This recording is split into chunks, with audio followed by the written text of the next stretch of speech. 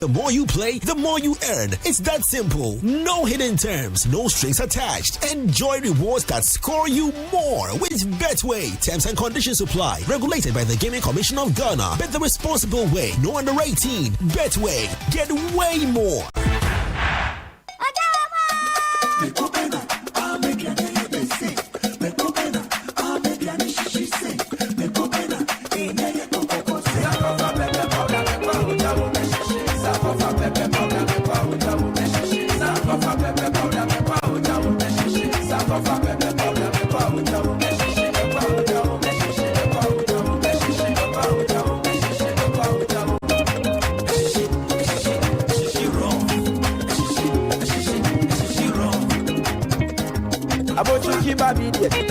Sankofa, pepper soup where you know pepper sankofa, sankofa pepper powder, a shishi raw. Sankofa pepper powder, sankofa pepper powder,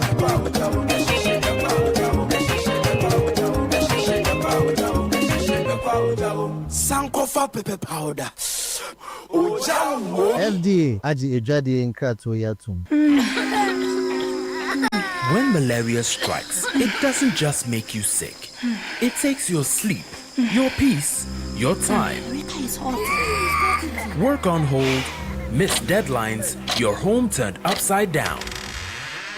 Fight back fast and strong with Vegatem, artemether and lumenfantrine combination that is tough against malaria. Sealed in durable alu-alu package, each tablet stays effective to the last dose. Vegatem now day, malaria don't finish. Oh. Get back to work, back to health and strength, back to living life with Vegatem. Vegatem, tough on malaria, easy on you.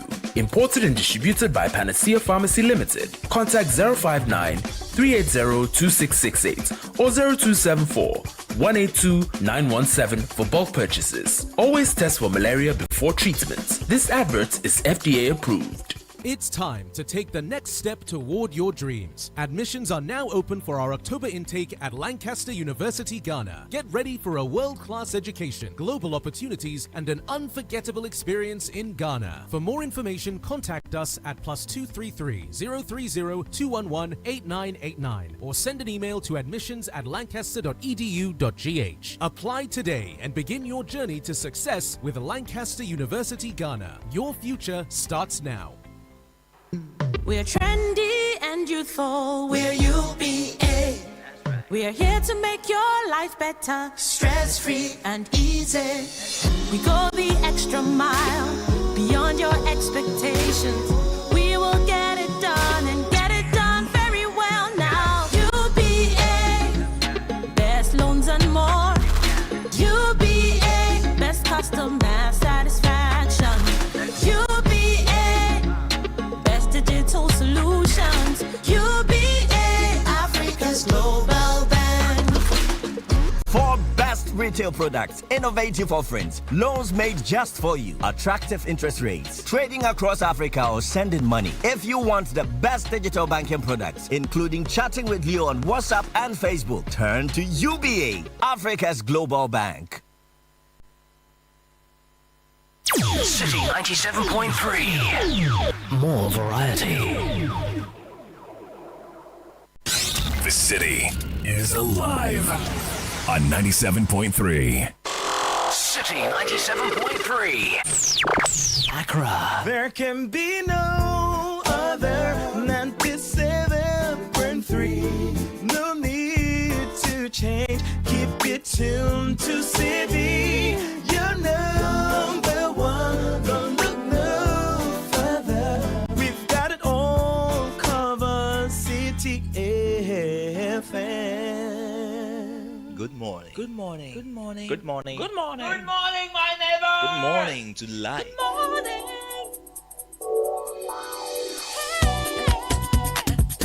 Music, talk, inspiration, in perspective. Express yourself. Good morning, my neighbor. Citi FM, your station. It's a refreshing lifestyle. Citi FM 97.3. More say.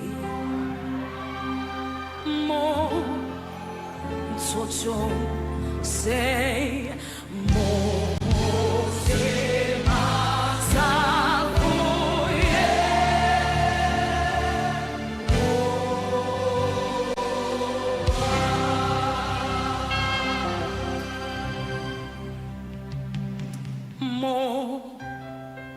Mose Namo Socho Hey Mo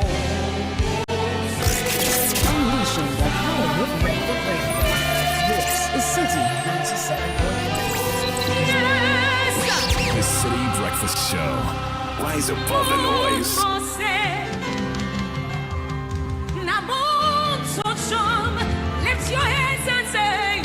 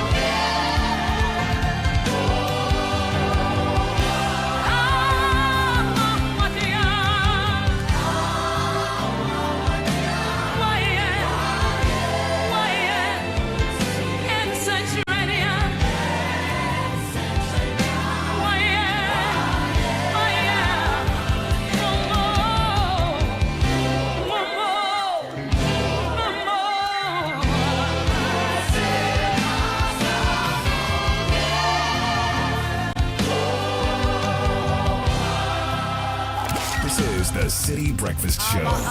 The city's biggest conversation. The City Breakfast Show. Rise above the noise. Bless the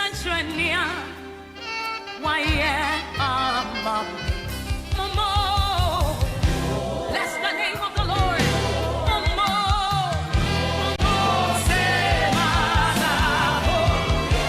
Lift your hands in this auditorium. Bless the name of the Lord.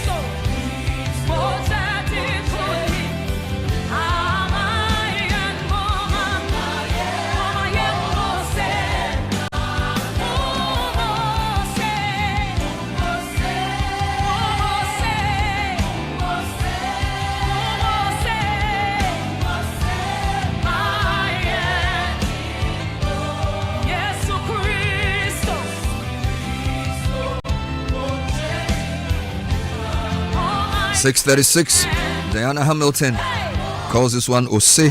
It's a medley of praise. Yes.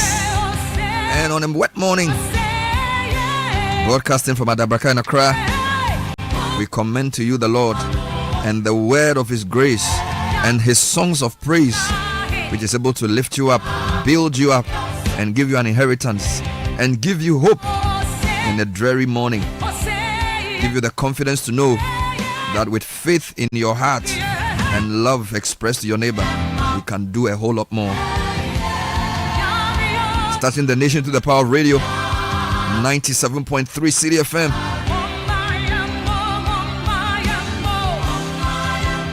"21 years of doing God's work, many more years ahead." Thank you for staying through, your consistent listenership, helping us to make things better. Starting off the newspaper review segment, business news and sports. The real value is in the conversations, is in the interaction. It's in the gatekeeping role that we play ever so faithfully.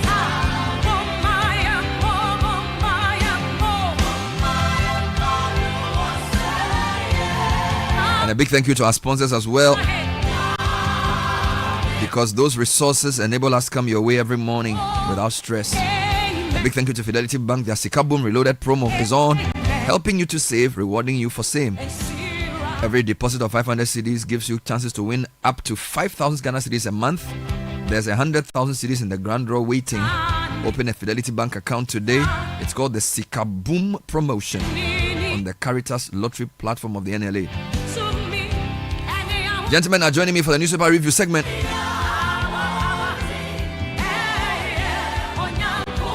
In the meantime, we're also dedicated not just to radio on-air programs, but to physical events. Our attention is focused firmly on the Northern Business Fair happening at the Tamale Sports Stadium. It's on the 25th and 26th of October. It's a full day's event. Channel 1 Television and 97.3 Citi FM is organizing what we consider the largest trade fair in the northern part of the country. Oh yes. We are celebrating and showcasing and exhibiting the best of northern clothing, northern cosmetics, talent, innovation and authenticity, made in Ghana products, foods, agro-processing products, all of that on those 2 days. Call 0205-973-973. Book your space, exhibit, showcase what you have. The Northern Business Fair is your market, your connections, your growth. Powered by Channel 1 Television and Citi FM. Proudly sponsored by EcoBank, the Development Bank Ghana, Side Hustle, the Ghana Enterprises Agency, and the Ghana Export Promotion Authority. What a beautiful opportunity. My welcome to Richard the Last Guy. Yeah, man. And Caleb Kuda. Yes, sir. It's always good to have you on the show. Yes. That's bad. Nah. Learn the language so you can say something more intelligible. That is a very expensive shout you give there. For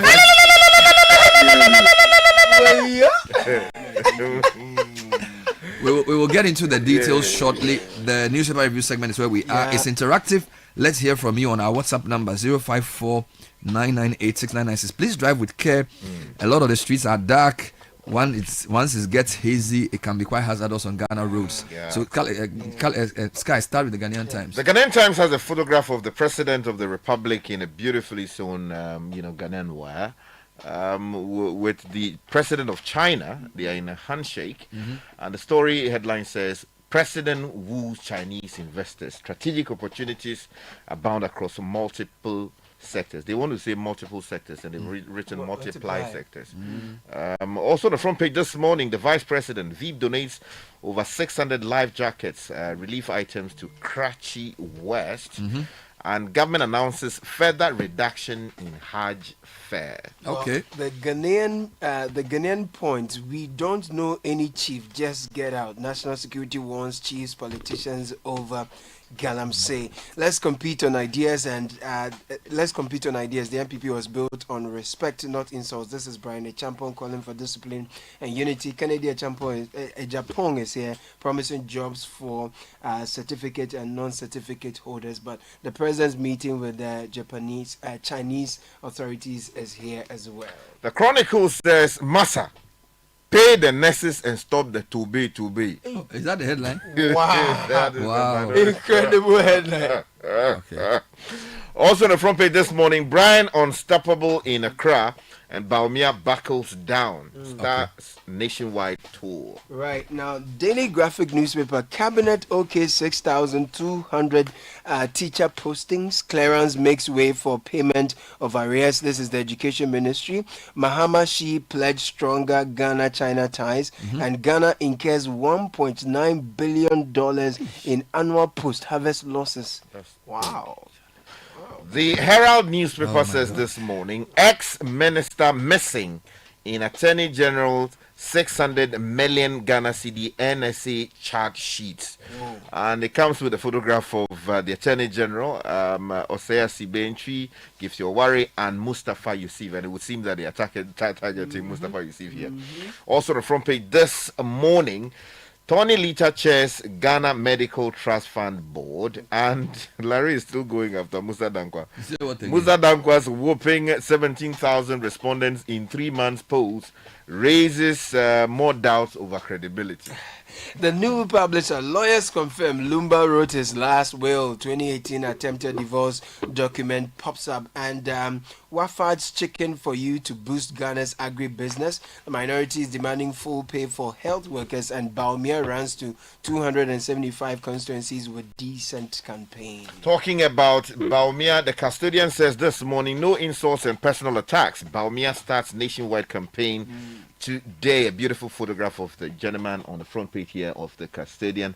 Also, minority slams government for neglecting new nurses and midwives. Some other stories on the front page. The archives, Tema oil refinery bounces back, resumes crude oil refining by end of October. Good. Comes with a photograph of Edmund Combat, MD for the refinery. And woman dies in accident a day before wedding. 1-year-old baby survives unharmed. KGL Group salutes Black Stars. And the Education Minister is here. Finally, let me take you to the news center. Financial squeeze chokes AfriWave. Telcos indebtedness, tariff delays, CD dollar losses threaten interconnection system. Also on the front page this morning, Momo runs on one of the world's most secure data systems. This is the Momo chief talking here. And then Baumia making his tour. Also other stories on the front page. Yeah, the Ghanaian publisher Baumia urges civility begins constituency campaign that's here. Government deceiving nurses, that's the minority. Tano North MCE aiding Galamsey. This is according to the royal families on page 2 on the Ghanaian publisher. And then finally, the Inquisitor lies against Ashanti NPP MPs. Oseiche Mensa Bonsu Des Gabi as a UFRA makes startling revelations. Can I go online? Yes. CitiNewsroom.com is leading with Galamsey is driving up utility costs. ECG Ghana Water Company are justifying 200% tariff proposal. Meanwhile, the African Finance Ministers Lord Ghana's Gold Board at AFDB meeting in Washington. Free primary healthcare to roll out by January 2026. This is the health minister speaking. Meanwhile, Mensah North MP is slamming the minister. He's saying going to cabinet is a no-no in respect of financial clearance. In other stories in the health sector, Hefra shuts down KMA Clinic and 9 others for operating without license. This is Ashanti region. Bank of Ghana is tightening sanctions on that checks. Offenders to pay up to 20% penalty. If you issue a bounce check, you will pay. In other stories, stakeholders meet over closure of Odobing SHS classroom block. Remember, the contractor locked the door and took away the keys for 14 years of non-payment. Stakeholders are meeting. Edu Watch is warning that school farm initiative risks repeating past failures. And then the CD rebounds over 3% after recent market strain. Channel 1 News says Eugene Boatwentry is steering a consultative inclusive MPP. This is an aspirant for MPP General Secretary. Mahama invites Chinese investors to partner in Green Digital City project. DVLA suspends compliance fines to allow public engagement. And this is a very troubling one. Swales meant that prosecution withdrawn, suspects discharged. Meanwhile, Democracy Hub has dragged government to Supreme Court over the unconstitutional U.S. deportee deal. I'll give you those details shortly. My Joy Online is flagging low oil production. It leads with Ghana's oil output peaked in 2019. PIAC warns of sharp production decline. In other headlines, IMF forecast 4% growth rate for Ghana in 2025 and holds inflation rate at 12%. Meanwhile, Krobo residents stage protest over deplorable Somanya Odumasekpon Road. Issue 60-day ultimatum. Meanwhile, the vice president has also adopted a survivor and baby of River Otibo tragedy, donates relief items to victims. A few more headlines quickly. BOG takes a tough stance against that checks. 6 punitive sanctions announced. Also, how Momo agents are powering Ghana's next financial revolution. Also on the front page of the High Street Journal. And then funding the state broadcaster without stifling competition in media landscape. Cuts international boss shares some insights. Those are some of the stories. And of course, across the African continent, 3 more teams qualify for the World Cup, bringing a total of 9 automatic places filled. Okay, there's a breaking story coming in from Kenya. The Reuters newspaper, not the newspaper, news agency just went viral with this story that former Kenyan Prime Minister Raila Odinga has died. The story says that former Kenyan Prime Minister Raila Odinga has died at the age of 80. A source in Odinga's office told Reuters on Wednesday without giving further details. You know, he was aspiring to be AU chief and he did not win. Madagascar's military said they have also seized power as the president moves to a safe space. So Madagascar, there's a coup d'etat going on in that country. I think the president in China is where we start from. The graphic is leading with that. Mahama and Xi are pledging closer ties. That's on page 13. There's also a lot on the 2 sectors, education and health. Cabinet is okaying 6,200 teacher postings. Education minister is speaking on that. If you can give me some details on the Mahama one first. So Mahama Xi pledged stronger Ghana-China ties. Timothy Goba writes from Beijing. President John Dramani Mahama has held bilateral talks with his Chinese counterpart, President Xi Jinping, at the Great Hall of the People, Beijing, as part of his visit to China. At the meeting attended by ministers of state and senior government officials from both countries, President Mahama expressed the confidence that the bilateral and trade relations between Ghana and China would further blossom during his tenure. The president said the relationship would bring progress to Ghana and the rest of Africa. President Mahama recalled the cordial relations between the 2 countries, which dated back to the era of Ghana's first president, Osajifo Dr. Kwame Nkrumah, and the Chinese leader, General Mao Zedong. Okay, Mao Zedong. The next angle to this story is about the president wooing Chinese investors. That story is on page 12 of the Ghanaian Times by Julius Yaupetiti and says President John Dramani Mahama has extended a hand of invitation to Chinese investors, stating that there are strategic opportunities across multiple sectors of the Ghanaian economy. Now, according to the president, Ghana offers Chinese investors not only stability and profitability, but also a strategic gateway to the heart of the African continent. He said uninterrupted democracy for more than 3 decades is the strongest guarantee of investor confidence. Now, Bernard, Ghana incurs $1.9 billion dollars in annual post-harvest losses. Stringent measures needed to address situation. Agribusiness expert now, Gilbert Mauli Agbe, writes from Kumasi that stringent measures are necessary to address Ghana's annual post-harvest losses valued at $1.9 billion. And agribusiness expert Daniel Fahene Akwe has stated, a friend. Interestingly, despite losing huge sums of money to post-harvest losses, we also import about $2 billion worth of food into the country per annum to make up for the losses, he said. Mr. Akwe expressed worry over why the country always projected its post-harvest losses annually without concrete measures to address the situation, saying, quote, "We urgently need an agribusiness policy and measures to remedy the post-harvest losses." Let me link education to agric and then we'll come to the health sector. Africa Education Watch is warning that Ghana's new school farm program, which is set to be launched later this month, risks failure if long-standing challenges that derail past initiatives are not addressed. Fieldwork conducted in Ghana and Nigeria showed that most school farms collapse once initial government funding runs out. EduWatch is therefore urging government to integrate farm operations into school budgets to cover essential inputs such as seeds, tools and equipment. It further recommends that schools should reinvest proceeds from produce into running costs and build partnerships with agribusiness. Sky, let's go to education and health issues on salaries to be paid. Okay. So let me take you to the first story, which is on the front page of the Chronicle, but details on page 2, and says Massa paid the nurses and stopped the today. That's according to the minority. Stephen Labi says this morning that members of parliament belonging to the New Patriotic Party have cautioned the government that it does not need any cabinet approval before it could pay the 10-month salaries of agitated 7,000 nurses and midwives who are currently depending on family and friends for a living. Now, according to the group who formed the minority caucus in Parliament, allocation for the payment of salaries for the agitated nurses and midwives was approved by the Espoir government in 2024 July, with the then Minister of Finance advising that the appointment date should not be earlier than September 1, 2024. Now, addressing a press conference in Accra on Tuesday, October 14, 2024, the ranking member for the Committee on Health, Nana Efriye Ayu, said it is very embarrassing for the government to continue delaying the payment of salaries of the affected nurses and midwives. Stay with payments. Daily Graphic is leading with Haruna Idrisu, also giving some assurance of payment. Cabinet okays 6,200 teacher postings.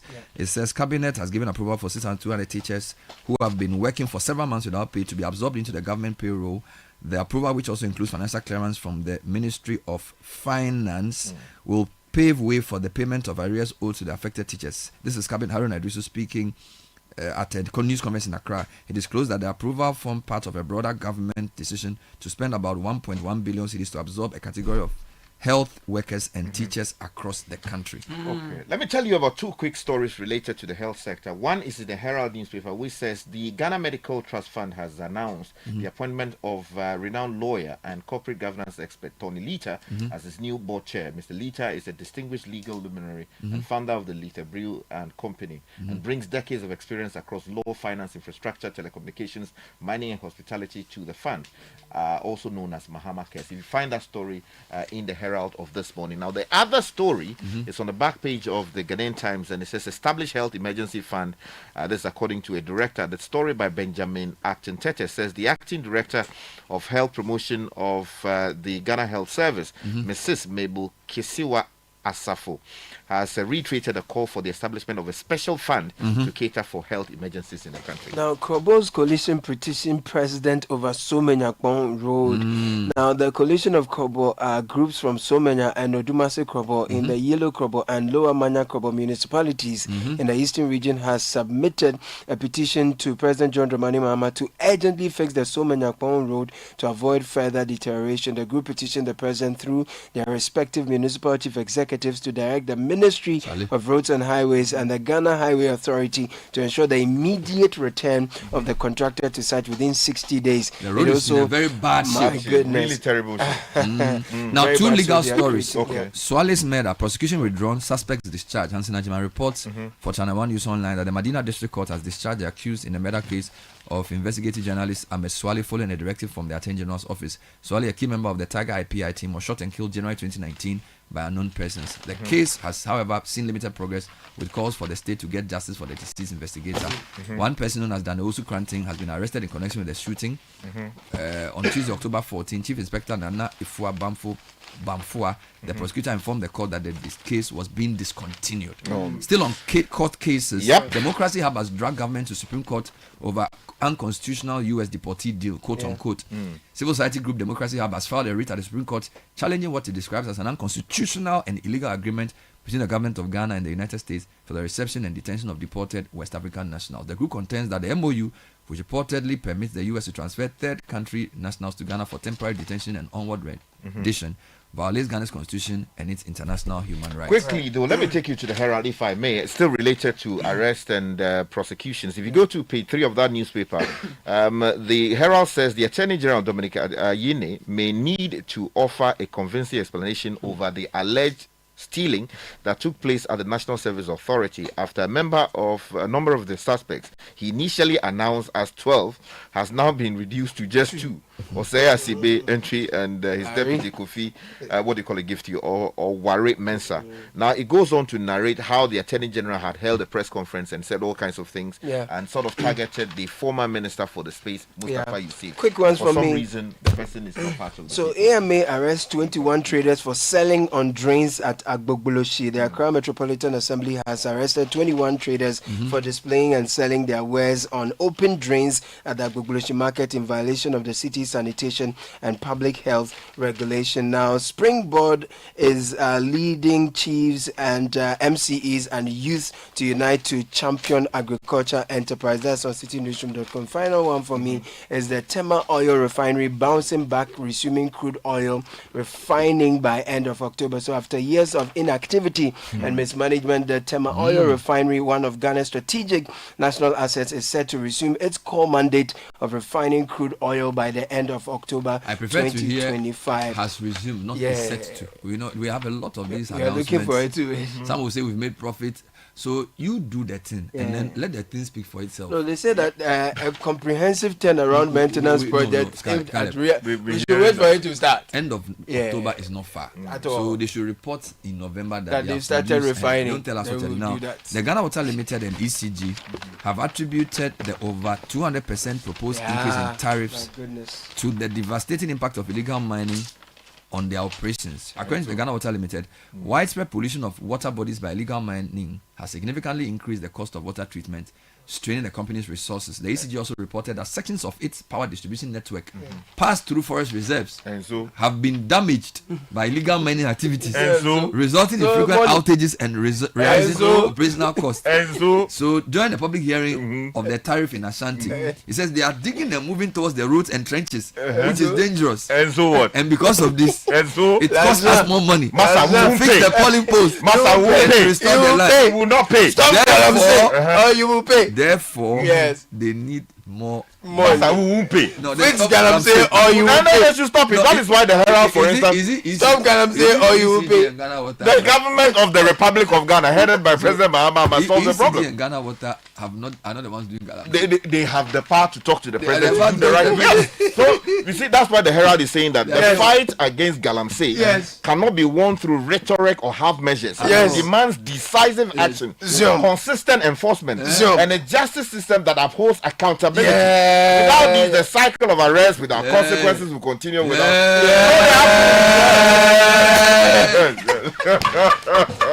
Oh, jump on now. Go. Google me. And what time when you come back, we are not hear the sound of your car. Why you buy new car? No, I not change my car. It be the same ride. It be the fuel way I change. Way one shouts it. Ever since I started using the all-new Excellium Premium Fuel, fortified with 3-in-1 action. Oh, Joe, now my car they run like electric car. No, it's so. This is the type of fuel where they want to. Because now engine they cost. Where they want for way if I buy it go protect my engine. And with the small way I buy, I go drive, sir. Absolutely. It's like strapping a turbocharger to your engine and giving it a protector. And what they bust my mind, Seth, be the 3-in-1 action, no? Excellium, they prevent up to 99% of deposit. It be anti-wear, some be anti-corrosion. Won't pay when I open them. Hey, so where can I find this magical fuel? Just head over to any Total Energy service station and your car will thank you. Hey, then make a finish my go be fast, then rush go Total Energies. My friend, but why your hand my go be inside? I give you info. Make a feel the go be too small. Go.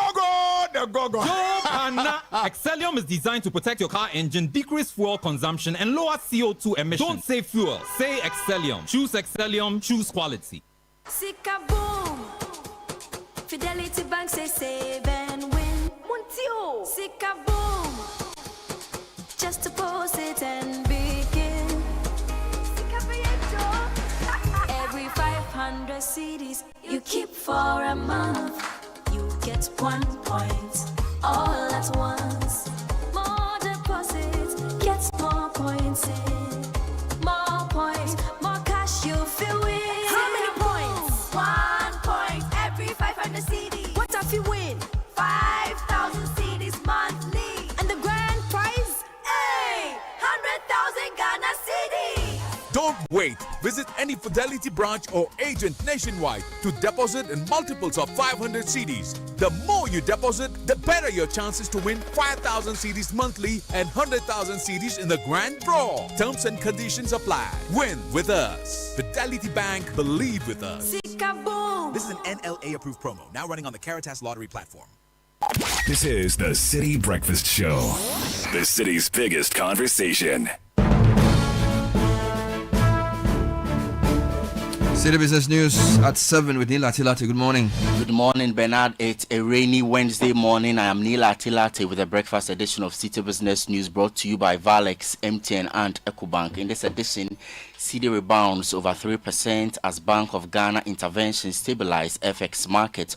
Also coming up, rising debt burdens and weaker trade continue to weigh on prospects of global economic recovery. Plus, Ghana courts Chinese investors to boost electric vehicle and industrial growth sectors.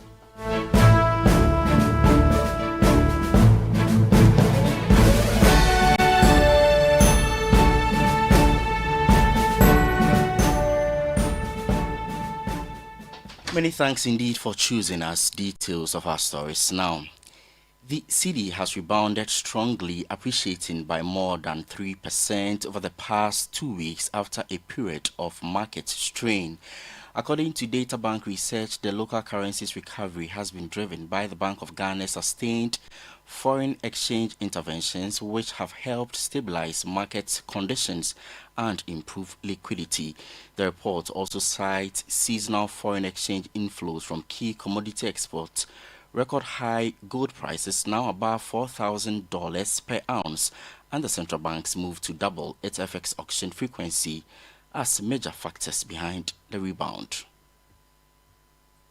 The dollar-cedi interbank rate closed at 12 cedis 17 pesos from 12 cedis 40 pesos, while the euro and pound sterling settled at 16 cedis 25 pesos and 14 cedis 14 pesos, respectively, on Monday. In the retail market, the cedi gained further, appreciating 3.45%, 5.25%, and 4.67% against the dollar, pound, and euro to close at 13 cedis 5 pesos, 17 cedis 15 pesos, and 15 cedis. Analysts say the local currency continues to benefit from stronger inflows and improved markets' confidence following Ghana's successful IMF fifth review. The Bank of Ghana is also expected to provide robust market support in October to help sustain the momentum.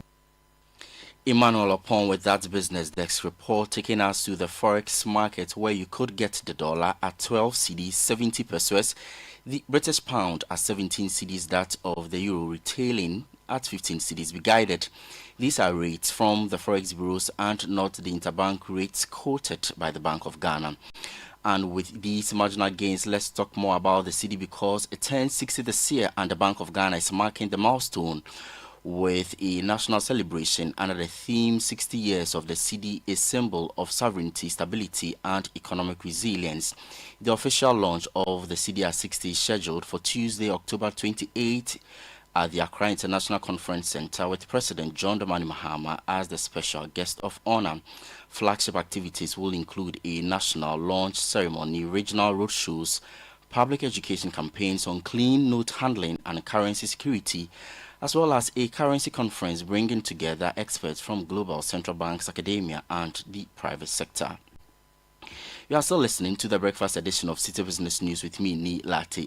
To more stories now, and the International Monetary Fund, thus IMF, says the global economy is gradually losing momentum as countries adjust to higher trade tariffs, tighter fiscal conditions, as well as some policy reforms. The fund, in its latest World Economic Outlook, projects global growth to slow slightly from 3.3% in 2024 to 3.2% in 2025, and further to 3.1% next year, despite a slight upward revision from its April forecast. The IMF said the global landscape has been reshaped by new policy measures, with some of the harsher tariff impacts blunted by fresh trade deals and temporary boosts in early 2025. But those supports, such as firms front-loading exports ahead of new levies, are now fading. Advanced economies are expected to expand by about 1.5%, while emerging markets and developing economies will grow above 4%, reflecting resilient domestic demand in Asia and parts of Latin America. Inflation is forecast to keep easing, though it remains above target in the United States and subdued elsewhere. Risks remain tilted to the downside. The IMF warned, citing ongoing policy uncertainty, protectionist pressures, and potential labor supply disruptions. Fiscal fragility and market corrections could further undermine stability. The fund urged policymakers to rebuild fiscal buffers, preserve central bank independence, and pursue structural reform to restore business confidence and sustain medium-term growth momentum. Daniel Udru Mensah with that business desk report. Now, individuals and businesses found guilty of issuing DAT checks could face restrictions on account operations, suspension from banking services, or even blacklisting from future transactions. These are some of the tougher sanctions the Bank of Ghana is rolling out to curb the rising cases of DAT checks issued by customers of banks and specialized deposit-taking institutions. But what other penalties would offenders be facing under the BOG's revised sanctions? Under the new regime, customers who issue DAT checks for the first time will pay a 10% levy on the check's face value and be monitored for at least a year. Repeat offenders will face 15% and 20% levies for the second and third offenses respectively. Those found guilty 3 times within a year will be barred from issuing checks for 3 years, restricted from accessing new credit facilities for 1 year, and have their details reported to credit reference bureaus and added to a directory of high-risk check issuers. The central bank has also directed all banks and specialized deposit-taking institutions to submit monthly reports on DAT check cases, display the new notice in their banking halls and websites, and ensure strict compliance. According to the Bank of Ghana, the revised sanctions aim to restore public confidence in check transactions and promote discipline within the financial system. Daniel Udru Mensah's report. Away from that, Ghana is intensifying efforts to attract more Chinese investors into its electric vehicle ecosystem and other key sectors that drive industrial transformation. Chief Executive Officer of the Ghana Investment Promotion Center, Simon Maji, says Ghana remains one of Africa's most attractive destinations for investors seeking stable markets and emerging growth opportunities. Speaking at the Presidential Investment Forum in Beijing, Mr. Maji highlighted that ongoing economic reforms and a strong commitment to industrialization have positioned Ghana as a strategic gateway for trade and investment across the continent. Our other flagship program for investment is the Agri for Economic Transformation, which is primarily about feeding Ghana, and then feeding Ghana not just through crops, but also through poultry, which is animal husbandry. But the most important one is the farmer mechanization centers. There's also the Digital Jobs Initiative, and we'll speak about that later. There's the Black Star Experience, and then there's the Marine Drive. Now, to the favorite of all Chinese businesses, electric vehicles. This is one of the reasons why we are here, to invite you to join us on Ghana's journey to become the hub for the assembly and maintenance of electric vehicles for West Africa and for the continent of Africa. So Ghana targets about 70% of electric vehicle adoption by 2045. And then Ghana aims to set up 1,000 charging stations by 2028. And then so far we only have 7 installed public charging stations as of August 2024. So please join us on this journey of investing in Ghana's electric vehicles market. Simon Maji is CEO of GIPC. Before I go, Gold Board has received huge commendation from finance ministers from 5 African countries who have described the board as a model for resource-backed economic growth across the continent. The endorsement was made at a high-level African Development Bank meeting in Washington held on the sidelines of the IMF World Bank annual meetings. The ministers from Liberia, Sierra Leone, the Gambia and Sudan believe Ghana's success story demonstrates how transparent and strategic resource management can help African economies maximize value from their natural wealth while ensuring long-term economic stability. That's our package this morning. More news on citynewsroom.com/business. I'm Neela Atilati. Do have a good business day. If you know these sounds, you didn't just live through the 90s, you lived the experience. Back then, connection took minutes. Today, it takes a blink. You express yourself with memes. You hold video calls across continents. You say hey to an AI who responds, Hello, Kwame. You order rides, dinner, and dreams all from the palm of your hand. A lot has changed, so have we. For over 3 decades, EcoBank has evolved with you, leading digital banking in Ghana and across 33 African countries, pioneering solutions built around how you live, move, and dream today. From our express points to EcoBank Pay, online banking, and the mobile app, we are where you are. Here for today, ready for tomorrow. Now, that's change, powered by EcoBank. EcoBank, a better way to bank your way. EcoBank, the Pan-African Bank. Ah, Ma, have you received the delivery? See, the rider's bay. Send in a momo. Okay, star 176. Ah, Paco, don't you use a smartphone? Use a momo app, ne? Huh? Up. Hey, I want to say a millennium, say millennial. Inim. Oh, millennium for ya nyazi. Switch to the app. Oh, you're smart. And oh, you're secure. Enter a world of possibilities with the Momo app. Pay your favorite merchant, pay utility bills, and borrow from our wide range of lending services. Move to the app side today. MTN. Announcing Ghana's first unlimited photocopier leasing. Yes, from just 983 Ghana cedis, you can lease a multifunctional photocopier and print unlimited. Yes, unlimited and free paper every month. Guess what? That's not all. Toners, repairs, and maintenance all are free. And oh, I'm not kidding at all. And we cover the whole country. Yes, the whole country. What are you waiting for? Just visit us at www.valexlease.com or call 0244 644048. I repeat, or call 0244 644048. Remember, terms and conditions apply. Valex Lease, affordable document management solutions. We asked Ghanaian business owners what they want from Old Mutual. I want insurance and pension solutions that will protect my employees. Your business growth is our business. For 180 years, we have partnered with businesses to protect and grow their most valuable assets. From tailored group life assurance protection to affordable pension plans, we've got your business and your employees covered. Contact your broker or call Old Mutual on 0509 551 609 today. Old Mutual, do great things every day. This is the City Breakfast Show, the city's biggest conversation. The City Breakfast Show. Rise above the noise.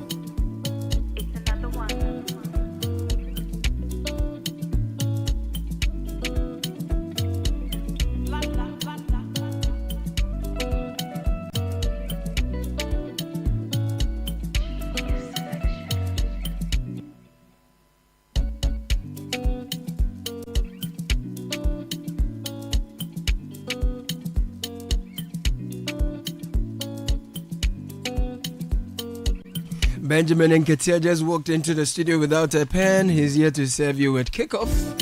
But before then, the business news was brought to you by EcoBank, Valex Lease, and MTN.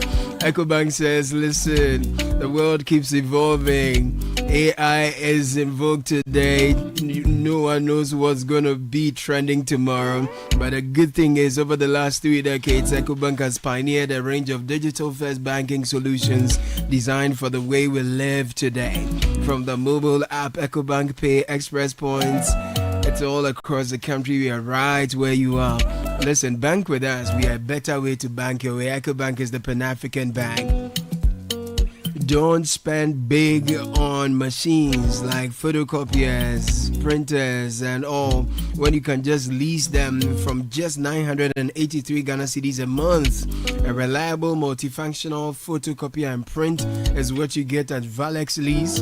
You get free papers, free toners and cartridges, as well as free repairs and maintenance, and our services across all 16 regions in the country. Switch to Valex Lease. Don't spend big on machines, paper, and repairs. Come to us so you can keep your money for what matters most. Call us on 0244 644048. ValexLease.com. is affordable document management solutions. We have customized payments solutions also for you. Over 2 million Ghana cedis is up for grabs and a still Mensaka promo. Use your Momo app to make transactions of more than 100 Ghana cedi daily and win daily cash from 100 to 200 cedis weekly jackpot, up to 2,000 cedis plus yellow biz routers, or monthly prizes up to 5,000 Ghana cedis. And the mega draw where, well, a massive 100,000 cedi with more grand wins of 50,000, 30,000 and 10,000 cedis. It's not just the Momo app. Payments through bank transfers, POS, advanced services, and even third-party transactions also qualify. So don't wait. Download the Momo app, transact, and win in the still Mensaka promo. It is one that we are running with the NLA Honest Caritas Lottery platform. T's and C's apply. Now to Lesheho and Shell. Listen, Lesheho has been in Ghana for 15 years. You, our cherished customers, have trusted us to improve lives across the country, and we are celebrating this milestone with a heartfelt thank you to you for your loyalty and your support.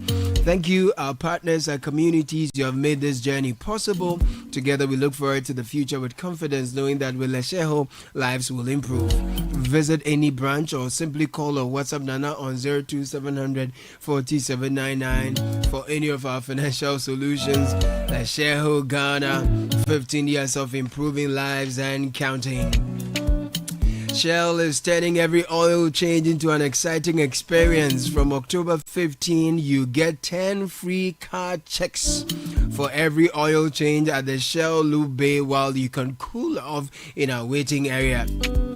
While your cars enjoy quality car and care and treats, you also get to refresh yourself with a drink.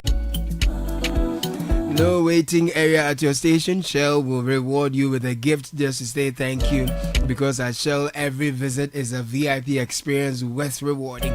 So visit Shell and make your oil change pleasurable for you and your car. Nkatia, go and give your car a treat. Shell, go well. Benjamin Nkatia, kick off.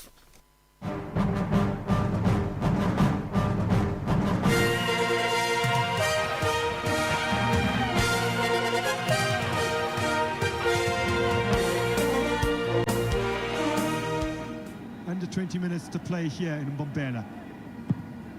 From Apollos, and there's the third. Evidence Mahova. Start checking flight tickets. South Africa are going to the World Cup. With Bowen, who finds Eza with Rashford in the middle. England threatening a fifth goal, and that's exactly what they've got from Eza, who scored for England at Wembley against Latvia earlier in the year.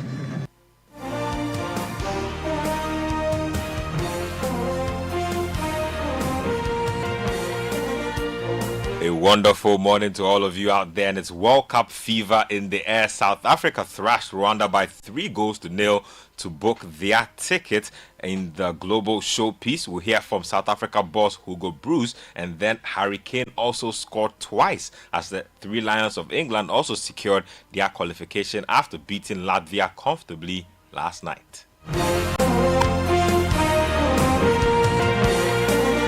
More from the World Cup qualifiers and some other updates in the next 10 minutes. Kickoff is brought to you by Shell V-Power, Zonda G8, Polytank Ghana, and Lesheho. Let's improve life. I am Benjamin Nketia. Let's get into the details. And JFA boss Keto Kreku has reaffirmed the association's commitment to strengthening its partnership with the Ministry of Education in a bid to revive school sports as an initiative he says is already yielding positive results. Now, he made the remarks during a courtesy call on the Minister of Education Haruna Idrisu following the Black Stars qualification for the 2026 FIFA World Cup.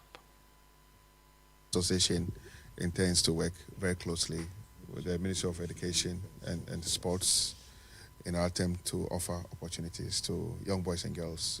And we're not here primarily to talk about boys football.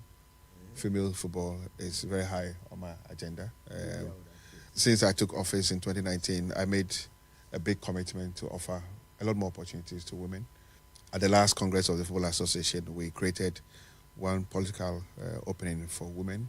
A woman will be the Vice President of the FA going to the next elections. We've offered a good number of opportunities to women in the governance infrastructure of the Football Association. And now 90% of the black women players play abroad. What does that tell you?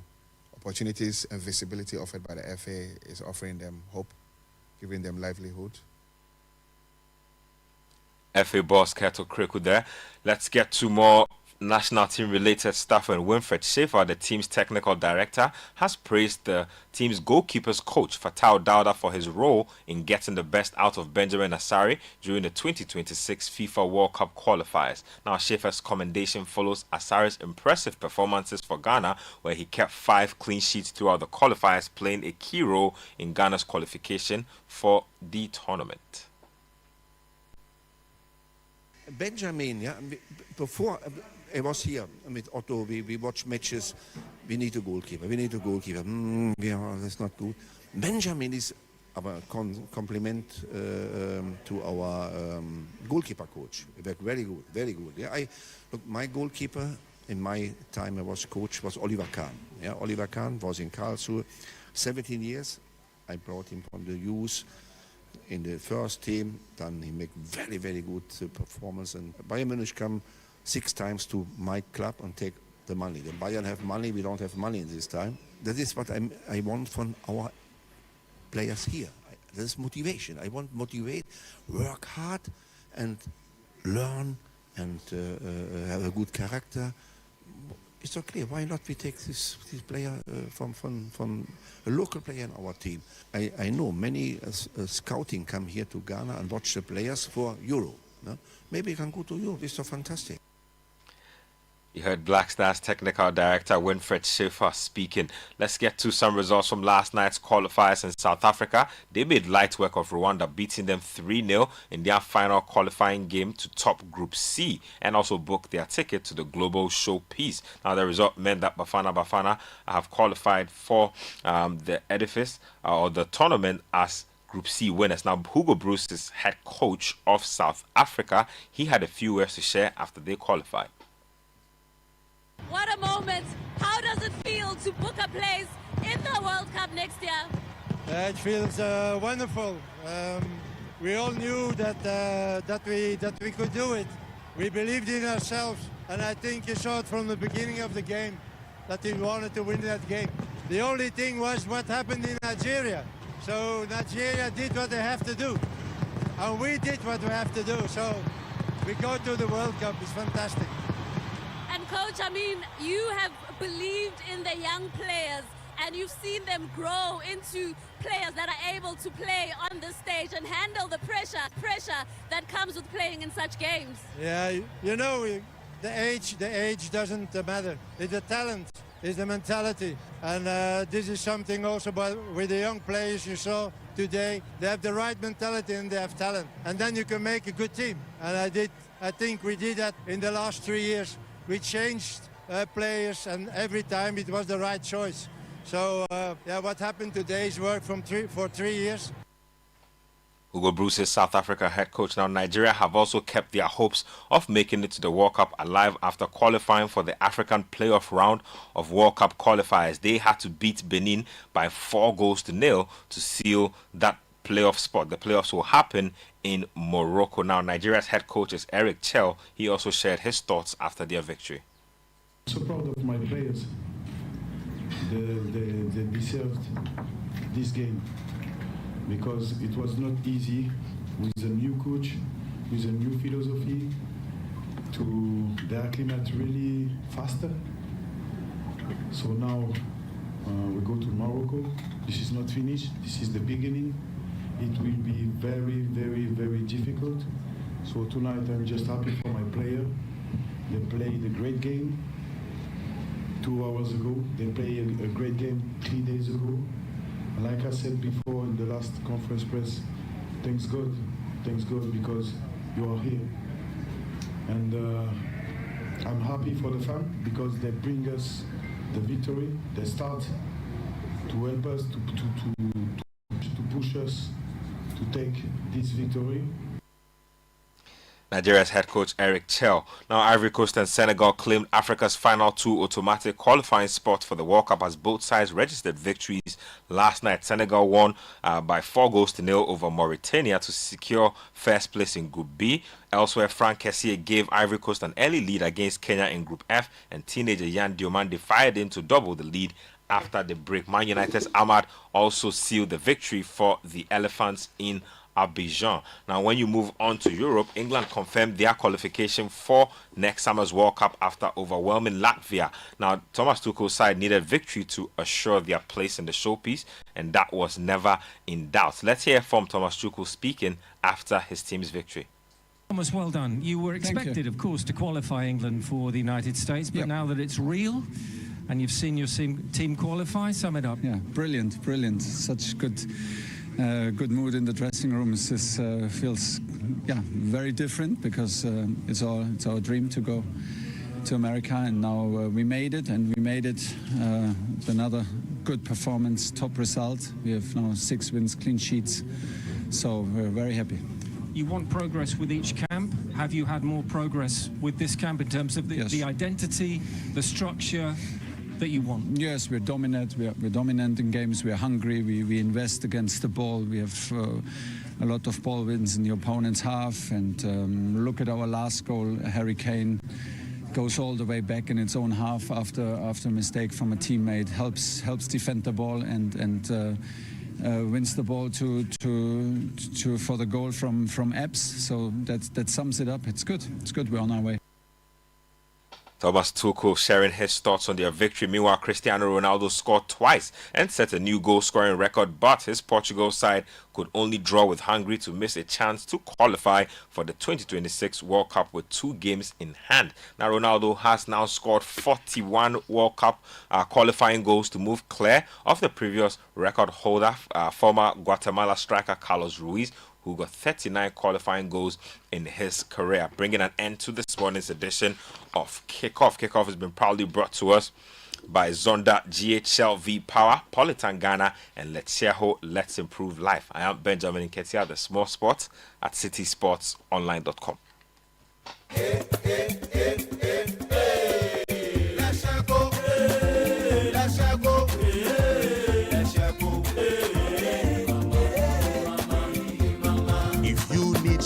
Services, innovative financial solutions. We deliver on our promise, cause we are number one. Let's go, we improve your life.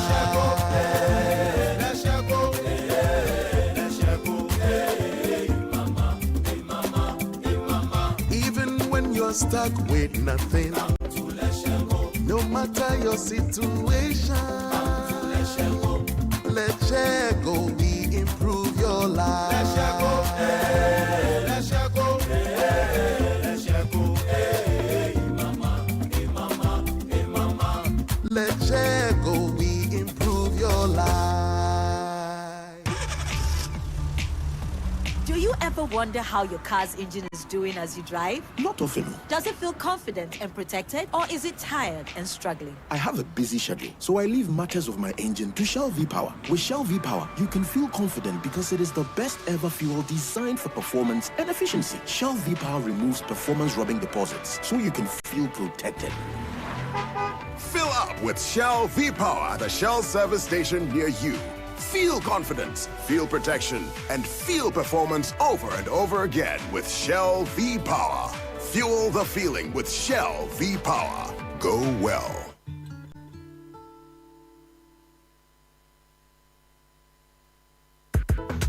Jiggy jiggy be the bomb. Ash for jiggy jiggy it be strong. Ash for jiggy jiggy it be sweet. Ash for make you lie down cool. Ash for jiggy jiggy. Ash for make you lie down cool. Ash for heavy heavy. Ash for make you lie down cool. Ash for jiggy jiggy. Ash for make you lie down cool. Ash for come on boss it. International Ash for Shama. I meet some girl for party last week. Fine face with the backside tape. I yell giddy giddy many men, she bounce like two. German on the night, man, she go turn my boo. See back up what a man can do. Give her the whole what the woman April fool. My name JDU mattress, my pillow said body. Ash for me where the girl pass through. She did spring on my bed, why will look? Feel it, no 8, 10 inch, no. You know the same, flexibility, yes, answer your mono. Durability be what? Comfort be supreme, make you lie down, cool. Ash for jiggy jiggy. Ash for make you lie down, cool. Ash for affordability be like ability. Ash for Ash foam, jiggy jiggy mattress. You won't feel it, know it. Charlie, not again. And I need to return this car by Friday. No money and payday is 3 weeks away? How do I fix this? How? Bank loan, account setup, long process. Nah, forget it. Let me see if Fafa can help. Yes. Fafa from Bank of Africa can sort you out fast. From engine repairs to school fees or side hustle support, Quick Fix Loan from Bank of Africa is here for you. Call 030-224-9690 or chat Fafa at boaghana.com and take advantage of the Quick Fix Loan for salaried workers. Offered at an unbeatable interest rate with no cash deposit required. Promo runs from now to 31st October. T's and C's apply. Hey, Fafa, wait here. Alpha Papa. Bank of Africa, as strong as a group, as close as a partner. Hello! Hey! What man? Red recite ho! No way! Nexus cable metal iron one to the biomo. Nexus cable metal fossil. At a flexible. And a conduit cable 5,000 cities Rukobiara or 1Q distributor. And I want retailer Biara. Joe receipt. And I invoice. For who phone? Get your invoice and I receipt a picture. For WhatsApp numbers 055 255 7781 and 053 101 8643. Damadana. Obey Sika. Wawomo monodo. The send your phone anybody to invoice picture. About to use to distribute an phone. Let us send invoice. Them mom Sikana. Remember wow phone no do. To Nexans cable. Or ISO certified. Made in Ghana Papa B. To invoice you go WhatsApp numbers in there. No one's Rebecca cashback. Where you more Nexans cable metal. Electricity no get leg. It be Nexans cable metal cable the carrier. Mommy, the needle. Hello. Please add a pack of needle. Sure. Sister, is that your daughter? Yes. The last time she came to buy needle by herself, and I forgot to collect my money. Oh, sorry. I'll pay today. Don't be sorry. She made sure to remind me. I love her honesty. So well done. Oh, thank you. Confident, curious kids will change our world. Nido is specially formulated with iron, vitamin C, and A. Nido, your love, their future. This advert is FDA approved. Jenny, our operations are too complex to be managed on spreadsheets. We need real-time control. Exactly. That's why companies like ours are moving to Sage ERP 300. It integrates finance, procurement, inventory, and project costing across all departments. I've seen it work. Multi-location reporting, consolidated dashboards, even intercompany transactions, all seamless. And the best part? Trust Consult handles everything. Deployment, training, and support. They are Sage's certified partner here in Ghana. Perfect. Let's contact them today. 0302 246 875 or 0244 965 119. Visit their office in Kokomlemle or the website trustconsultlimited.org. Sage ERP 300. Built for growth, trusted by enterprise.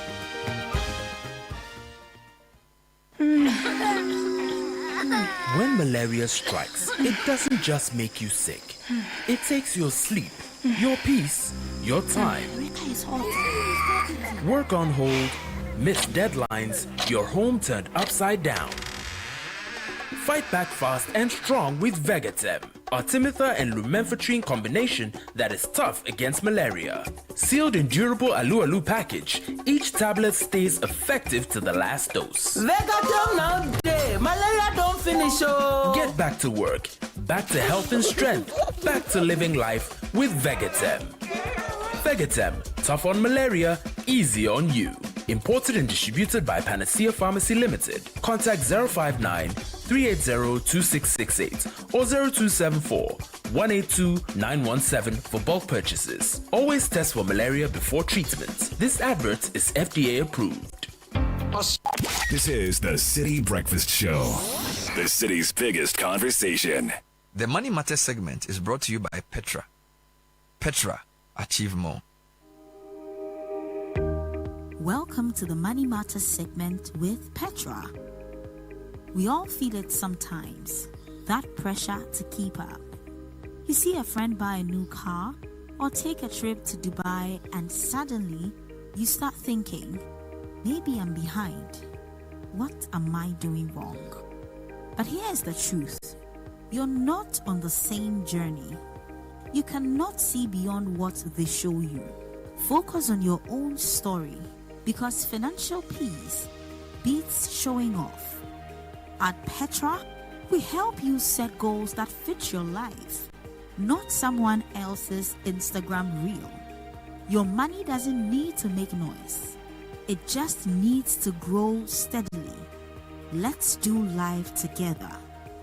Dial *44*70# to speak to an advisor today.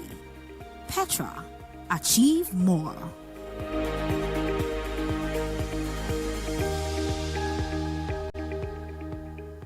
The Money Matters segment was brought to you by Petra. Petra, achieve more.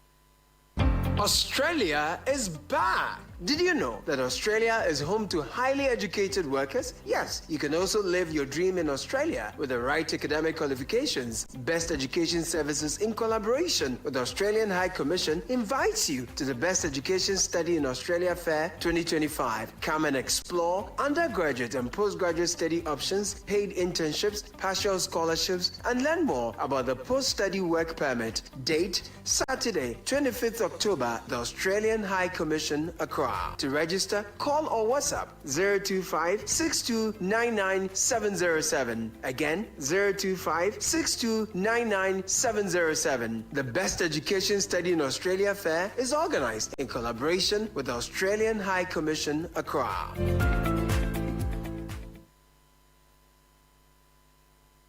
Whether you're buying water from your favorite spot in Osu, shopping online for the latest styles, or booking your next getaway to Dubai, MasterCard gives you the freedom to pay your way. Insert, tap, swipe, click. So many options, yet so easy. With layers of security protecting every payment, your money stays safe. From Trotro to travel, MasterCard connects you to the life you've earned and the one you dream of. Ask your bank for a MasterCard today. MasterCard. Safe, convenient, priceless. Unleashing the power of relevant radio. This is Citi 97.3. The City Breakfast Show. Rise above the noise.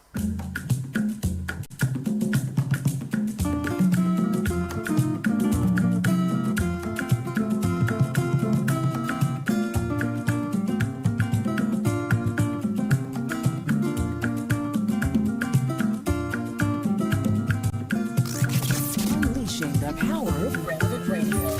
This is Citi 97.3.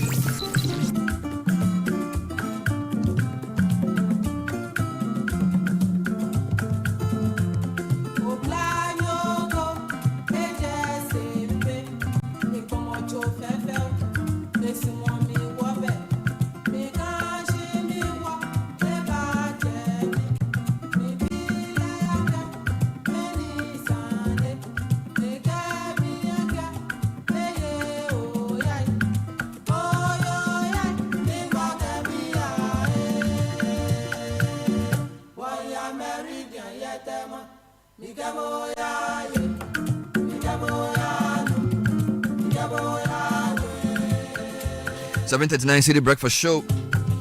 I want to wish a few people happy birthday before I jump into something that's really, really troubling me. And you need to lend us your ears for the next few moments to do that. But happy birthday to a big brother and a friend, Mr. Emmanuel Ohene. Ours is an enduring relationship. Ours is an enduring relationship built on mutual respect, trust, and unwavering support. You've shaped me in countless ways, and I'm grateful for the journey we've shared. Here's to many more years of growth and laughter. From forwarder Johnny Mante and family. This is coming into Mr. Emmanuel Ohene. And I want to add my voice to the request. Ohene is, a customs officer. Always well dressed, always very neat. You know, very, very, very premium pro. Yeah, he's a gentleman. Oh, beautiful. Yeah, he's a noble man. Noble. He's a noble man. So, nobility. Mr. Ohini, happy birthday to you. Oh, beautiful. From all of us here at Citi as well. Happy birthday to George Ankuma, lead partner tax and legal at Deloitte, and to Benedicta Elom Ayerewaba of tax and regulatory. Additionally, belated birthday to Patience Akwa and Stephen Afanu of the Audit and Assurance Department, and to Esla Amo of tax and legal, from your country managing partner Daniel Kojo Owusu and all staff of Deloitte. Good morning, Bernard. Please wish my wife Messi Hussein of Kolebu Teaching Hospital a happy birthday. May God enlarge her coast and grant her heart's desires. We love you to the max. From your husband Romeo and the squad Ralph, Harold and Nuna. To Messi Hussein. Yeah. Romeo is my football. Romeo is my coach. Oh, really? I see. You guys have been playing the football together. I do 5 minutes. We don't do 1 hour. We do 2 hours. Oh, okay. You have upgraded. No, we didn't play. So Romeo's wife, happy birthday to you. Also to from Ya Yenkamasem to her husband. Ya Yenkamasem to her husband Bernard Echampong. Bernard Echampong VRA Akusumbo. I pray may the righteous surround him and may God deal bountifully with him. On this special day, I want him to know that it's awesome being married to him from his wife, aka Yayan Kamasem. Yes. With a name like that, it should be obvious that it should be awesome to be married to a man. Yayan Kamasem. Those days, the names that people were giving, powerful names. No, I think this is an alias. No, this is an alias. Happy 75th birthday to Irene Sarah Hesse of Osu Akwaje. Continue to age gracefully and be in health. We love you very much. From your children, Paul, Belinda, and Bero Richter. We've had Huse and Hesse this morning. I didn't even think about that. Irene Sarah Hesse of Osu Akwaje and Romeo Huse to his wife, Messi Huse. I think that's nice. Now, I'm sure you're wondering why I'm playing this song. I'll tell you shortly why I'm playing this song. There are further... further and better... particulars of, yes. So let me take this one. It's coming in from Abdul in Pokwasi. Says, let me take this advantage to wish my own self a happy birthday today. Don't do that. May the good Lord open more doors and help me get a job after 5 years since completing university. So that's UPSA. Okay. Abdul, happy birthday to you, and I'm sure somebody will offer you a job this day to change your life. Happy birthday. Happy birthday. Also this morning, Elsie, Peter, and Kofi at Calbank are saying happy birthday to Hilda Jimanopong, wishing you joy, amazing love, and God's eternal blessings on this special day. May it be the start of an incredible year, and may the good Lord continue to guide your purpose and expand your territories. And finally, this one says, hello Bernard, please help me wish Mr. Emmanuel Tete Ago a happy 75th birthday from his wife, children and grandchildren and the entire Ago family. We love him to the zenith of life. May God grant him long life and good health. Okay. All right, why am I airing this song? Yesterday, after our discussion on lawlessness and the need for discipline, a listener sent me a video. And I'd like to air the audio of the video this morning because I feel like it speaks for itself, and then we can go on from there. So Godfrey, please drop it for me. In the distance in this video is a landmark building named the Meridian Hotel. Let me give you a view of this edifice from another angle. This is the reason I took a trip to Tema, in the greater Accra region of Ghana. This is the once prestigious Meridian Hotel situated in Tema Community 1. It sits close to the Tema Harbour, currently the largest in Ghana. The largest harbour in Ghana. This hotel was built in 1960 by Ghana's first president, Dr. Kwame Nkrumah. That is 3 years after Ghana's independence. When it was functioning, I understand it was on the level of a luxurious 5-star rated hotel. At that time, I heard the hotel had a helicopter pad, you call it helipad as well, a swimming pools, and elevators. That must be truly luxurious in those days. It ceased to operate from the late 1990s and has since been reduced to a dump site for waste, including human excreta. I am told it is rife with criminal activities as well, especially at night. Aside seeing trash dumped in the compound, I walked through piles of dry and fresh human excreta while inspecting the ground floor. I also spotted a mentally challenged man taking shelter on the ground floor. I peeped through a hole to see the underground portion of the building, which is as well filled with trash.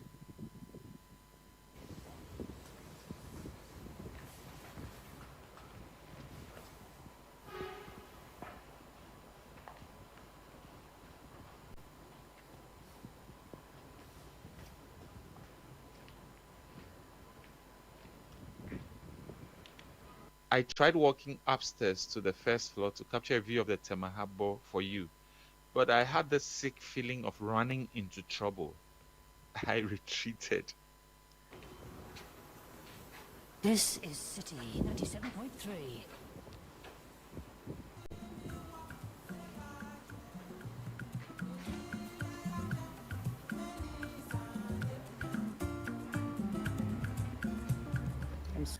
The hotel has transformed into a great eyesore where mechanics mainly fix broken down heavy-duty trucks plus some other cars. Well, if you have stories regarding the reason this mighty hotel has been abandoned and has been left to rot, it will feel great to read them in the comment section. I entreat you to follow me if you're not following me yet, because that is the only way to get alerts on new content that I post. My name is Minim Sir. Thank you.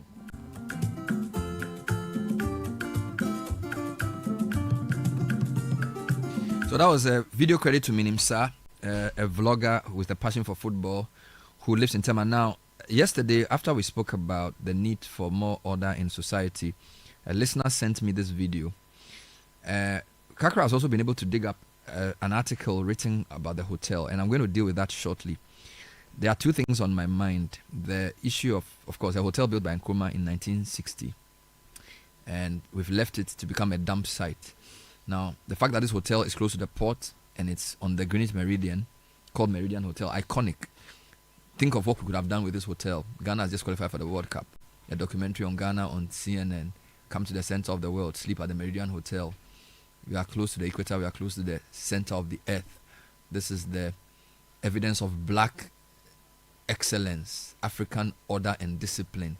You know, the port city itself is the first planned city, possibly in West Africa.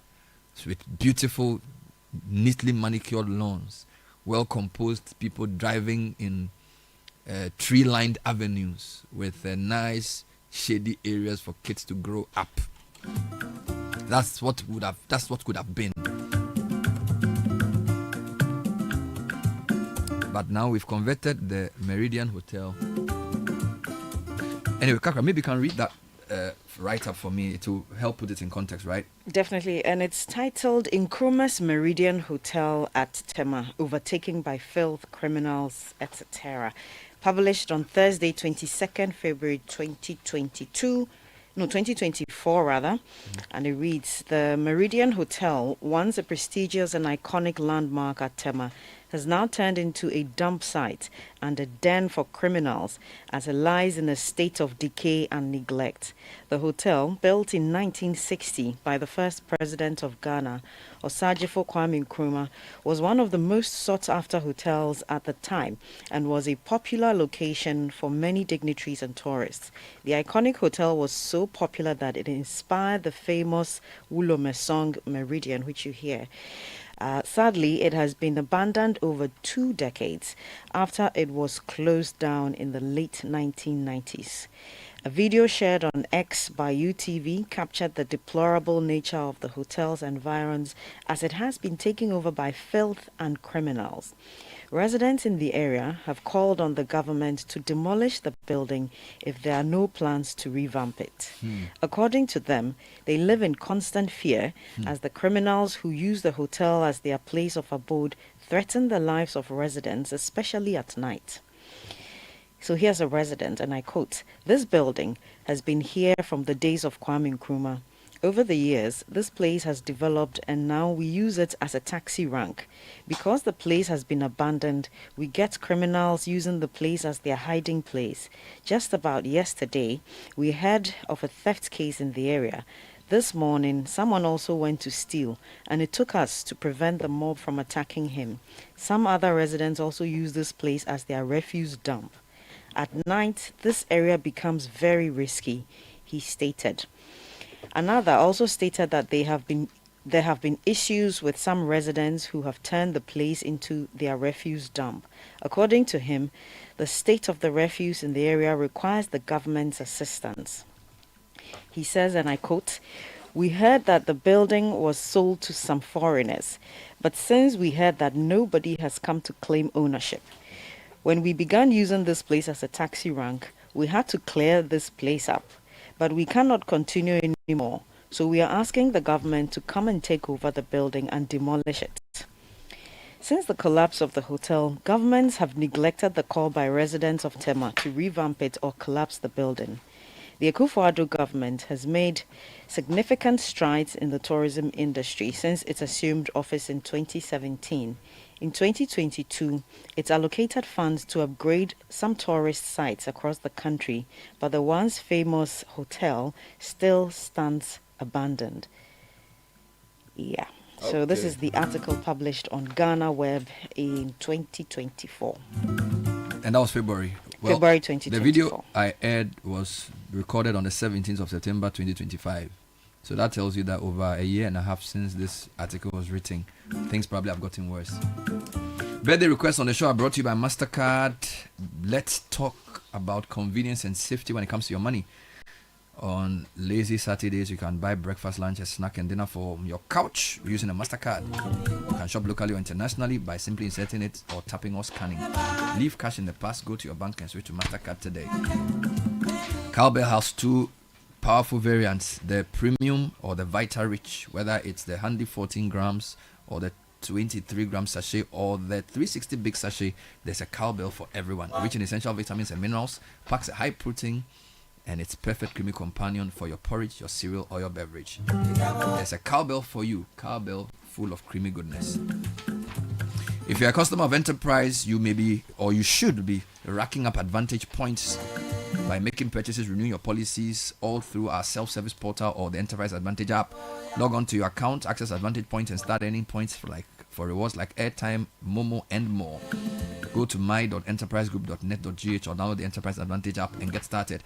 Enterprise, your advantage. With SD Ghana Visa cards, you can do way more for you. Pay online for your meals, shopping, fuel, and services. Make quick payments on POS terminals using your card.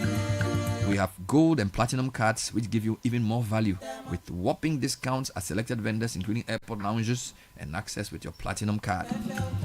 If you don't have a Visa card, we've made it simple. Visit any of our branches today and get one. Societe Generale Ghana, the future is you. Transitions is giving you 31% off when you hold a funeral service Sunday through Wednesdays, saving you up to 25,000 cedis, including a free casket.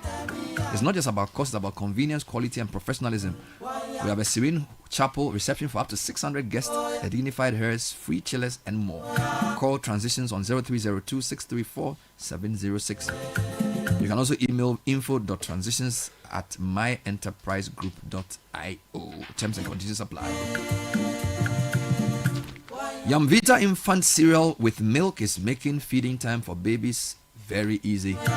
It's enriched in Nutri-V, contains 16 essential vitamins, including zinc, iron, and calcium. Yumvita is offering you value for money and good quality. Yumvita, good nutrition for a strong start. This advert is FDA approved. Now, Ghana's fintech space is growing fast, but how ready are we for the future of digital credit and digital assets? Join the Mobile Money Limited today, together with Imani Center for Policy and Education and the ISER, which is the Institute of Statistical and Economic Research, for the 2025 FinTech Stakeholder Forum. It's happening today, 15th October, from 9:30 to 12 noon, and it's be live on Citi FM. It's on the theme Harnessing FinTech Potential, Regulatory Frameworks for Digital Credit and Digital Assets. The forum will bring together key voices from the FinTech industry, policymakers and regulators to discuss the future of digital finance. You can join the conversation on this show at Momo from MTNGH. That's our handle, Momo from MTNGH, Facebook, Instagram, and YouTube. All right, so I have another question. Sky, which of Kwame Nkrumah's things have we managed well?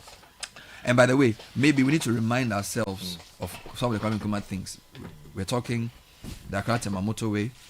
We're talking the Tema Harbour. We're talking the Akosombo Dam. Yes. We're talking Valco. We're talking the whole township. We're talking about what else has Kwame Nkrumah done? I forget. There are some glass factories. Aboso glass factory. Yes. Giving it proper life. Is it on the Takrady port, or that was before he came? Takrady port, I don't know. I have to research. Yeah. So, of all the things in Nkrumah, of course, Meridian Hotel is one of the things Kwame Nkrumah did as well. And then there are a number of companies, Gihawk, lots of government agencies, and then he built a number of secondary schools. So, Tualugu Meat Factory, Tualugu Tomato Factory, then of course, Swedu Secondary School, Ghana National School, Winneba Secondary School, and all the we call them the state trust schools. And this is just from off the top of my head. I'm sure he's done a lot more. The Takrady port was commissioned in 1928. So that would be by Sir Gordon Gugisberg. I'm told it's pronounced Gugisberg. Gugisberg. So I interviewed Ambassador Orleans something. Ambassador Orleans, yeah. Okay. Agri Orleans. Okay. And he says the name is Sir Gordon Gugis. It says Gugisberg. Oh, okay. Yeah, now you open it and it says Gugisberg. And then you went back more. But I feel like this is an important question, right? Which of Ghana Atomic Energy Commission. Maybe the schools. I don't know. Okay, let me change the question. Which of Nkrumah's things have we even added to? Oh, that's for the adding there. We would claim many, but in terms of what I mean that the have thing we preserved the thing, and run properly. You understand the question? He did something, and we've not only maintained it but developed it to make it even better. That's what I mean. Better. Oh, I see. But I mean, so that like one will be fire and view. Akosombo Dam. The only thing we've added to it is the pond one, right? Okay. The pond, the downstream. That was done by Achampo. Yeah, that's right. So that's the only thing really we've done in that space. Oh, we can say the Tema Port. The Tema Port. They've done an extension. Meridian Port Services has managed to. So the Tema Port looks a bit better than it was in Nkrumah's time. Yeah. They've revamped it through Bolori and Co. So you can say Tema Port, we've done something to it. Yes, maybe you can credit even the Takrady port, although he didn't build it. Yeah. Of course, he did some work there too as President of the Republic. Yeah. We have done some expansion there as well. Yeah. Apart from that, what else can you report? I don't know. Virtually, Tema Motorway, we are trying to now redo it. Redo it, but even that we are using bitumen. Yes, because what they're saying is that when they finish the road, they will redo the motorway itself. With concrete? You know, they started breaking it up. Oh, really? I've not used that. Yeah, they started breaking it. So what they've done is that they have started breaking parts of it. Okay. Because they will do interchanges on the new. But by the way, a motorway doesn't have to be concrete. A motorway is a motorway. If you go to England, their motorways are not concrete. It's motorways, and they are good motorways. When they built the Tema motorway, England had not built its motorway. Yes, right? but their motorways are better than our motorway. I'm saying that the Tema motorway, the Tomo motorway. The Tema motorway has served us for over 5 decades. Sky, we know this. No, I'm just saying. So this argument that it doesn't have to be concrete. But why does it have to be? Hold on. Which bitumen road built over 60 years now or 50 years now is comparable to the Tema motorway?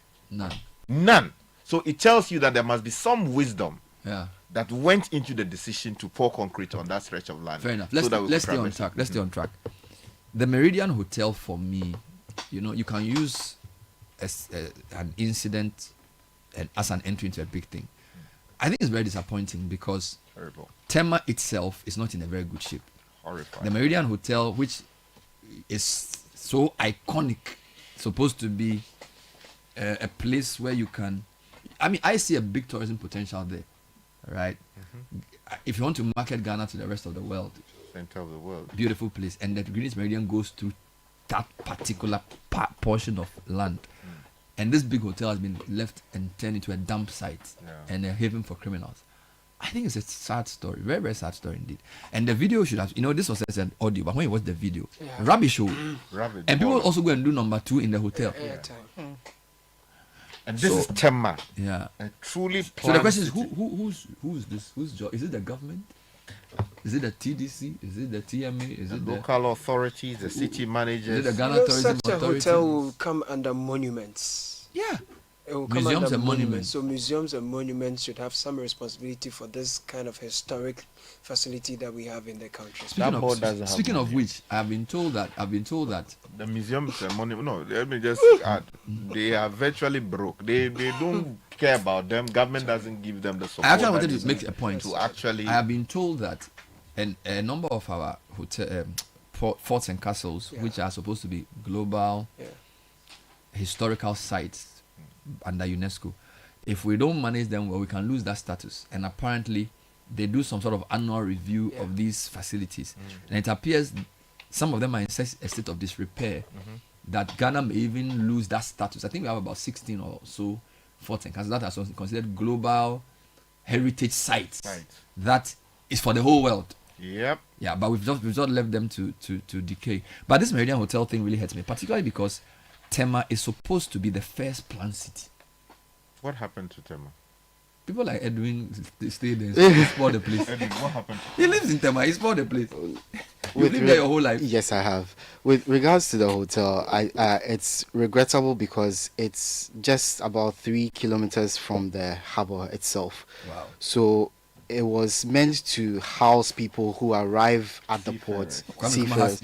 Exactly, and also tourists as well. So back then when it was first built, a lot of people were housed there. It was a major spot in Tema. Okay. Currently it's in terrible shape. The cement blocks are falling from the top. The bars are exposed. And it's one of the highest rising structures in Tema. Yes, and I think back in 2021, some security guards were contracted to guard the area, but obviously they were old. They couldn't deal with the criminals who were coming there, so they also left the area.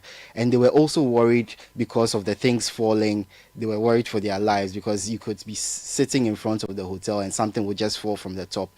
That's how bad it's got. And somebody said me something good, saying that when it comes to value added, Ambassador Hotel has been converted to Mövenpick, so that's good. Which one? The one here. So you see, there are 2 big hotels, Meridian in Tema and Ambassador in Accra. Mövenpick Hotel used to be called Ambassador Hotel. It was a hotel to house some of the dignitaries who come and visit. Managed by Ghanaians? Is it owned by Ghanaians? No, I think that's a different point. I think at this point we've even lost it. We just want it to exist. Let the hotel just exist. Okay, I don't even want to. So Ambassador Hotel. At least Mövenpick is great. So somebody has found sense in preserving the place, adding value to it. If a private investor had come to say, let me take Meridian Hotel and make it like a Mövenpick, imagine the kind of Alisa's Tema branch is amazing. Tema is a bustling place. So for me, it's a collective. I don't even think we should just talk about governments. For example, people in Tema, you can even have the Tema Development Trust. Wealthy people in Tema. You see, sometimes the way we think, it's not even about government too. You've lived in Tema for 30 years. We can say, we the people of Tema, we've come together to say, let's put in some money together and start revamping. But it's like everybody just builds their house, lives in their home and watches television, forgets about the collective. We've traveled abroad. A lot of these towns you go to, they have development trusts set up by the people who live there. They put some money in it. They invite the local government to partner. And then they begin a process. The government can contribute. So I want people who live in Tema to also take a close look at themselves. It's not just about government. This is an iconic hotel which almost is emblematic of Tema's pristine location in the world. And you've left it for baller to accumulate and for criminals, then you are just there. It's for me, you see, building a city is not just about the structure. It's also about the mindset of the people who live there. And when I was in secondary school, some of the people from Tema, they are eye-opening very early. It's a very enlightened place because, when you're at the port, Tema and Takrady, you meet foreigners. So you have more global outlook if you live in a place like Tema. Do you get me? Because there's always people traveling, and that's why music develops very well in port cities. So port cities are also havens of culture. Yes, it's not just a place you live and eat. So I feel like people live in Tema too. They've let themselves down. In addition to whatever government has not done. You know, we have to start having community pride. That how can we sit down, Edwin? You've lived in Tema for 30 years. Shame on you. No, look, shame on you. The residents over the years have called for government to act, but they feel that having a hotel in that area maybe a few years ago would have been fine because it would have been the one of the only hotels in the area. But a number of hotels have sprung up in and around that area. But certainly not in the league of what it was previously. And the location is also very good. Not. But they feel that maybe it served its purpose as a hotel location already. So just demolish it because it's the prime land, prime space for something else that could help the community. And Sky, tell my people they have money. Freight money. forwarders, Steve Doring companies, shipping. Look, if Tema people come together and say, you see, this is the challenge we have in our country. We think everything has to be done by government. This Tema Meridian Hotel is owned by the government. But I'm saying that the people of Tema, no, Charlie, you not try. No, you not try. You not try. Let's do tech and social media trends. This one, they are Tema people. You know, what Kwame Nkrumah gave you, you've destroyed it. When you go to Kama community too, there are even some places now, their drainage system is not working. Oh dear. So you flush the thing, it appears as another place. Someone's house. Charlie, this is PV of being community 2. Kwame Nkrumah's Tema. Oh, it's a sin thing. What does he entail? Yeah, man. But we there still. It's Sin City. Oh, brethren. Tech and social media trends. It's brought to you by Telecel and First Bank Ghana. First Bank Ghana is congratulating Richard Kwache, Jamilu Abdullahi, Runzi Deng, Gideon Oredwe Japan, Joseph Money Aqua, Maxwell Safo Boateng, Jonathan Alovo, and Esther Oseidaso Danso for emerging winners in September 2025 for the First Bank Ghana Use and Win promo. You can also be a winner from now to the end of November. Use the First mobile app or *894# for your everyday transactions. Stand a chance of winning 500 Ghana Citi cash every single week. Yes, every single week. The more you use your First mobile app or *894#, the better your chances. We are rewarding smart banking. So grab your phone, use First mobile app or First mobile or *894#, and you could be a lucky winner. Please call First Bank Ghana if you have any queries. 0596 921 921, and you'll be good. All right, so Edwin, today I'm on you. Understandable.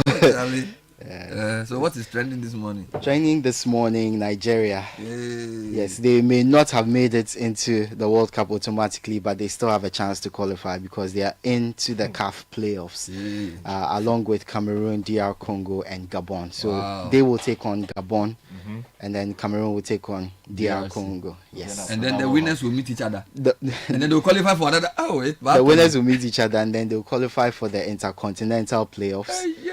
Where 6 teams are in that from the six so one from CAF, 2 from CONCACAF, 1 from CONMEBOL, which is Bolivia, they've already qualified, 1 from AFC, and then 1 from OFC, the Oceania Football. And they all play for one person. Who are New Caledonia. Only one is going. No, 2 from those 6 teams are going. So there will be 2 seeded teams from those 6 who will go straight to a final. Okay. 2 different finals. Okay. And then the unseeded teams will face each other in 2 semi-finals. And then they'll go and face the seeded teams in the final. And then we'll have 2 from... So 2? Yes, 2 from the intercontinental. So, but only 1 from Africa is going to be in that playoff? Only 1 from Africa will be in the playoff. Nigeria, do they have the chance? They have a very good chance. They should do a national day of fasting. Maybe that's the only thing. It's going to be long.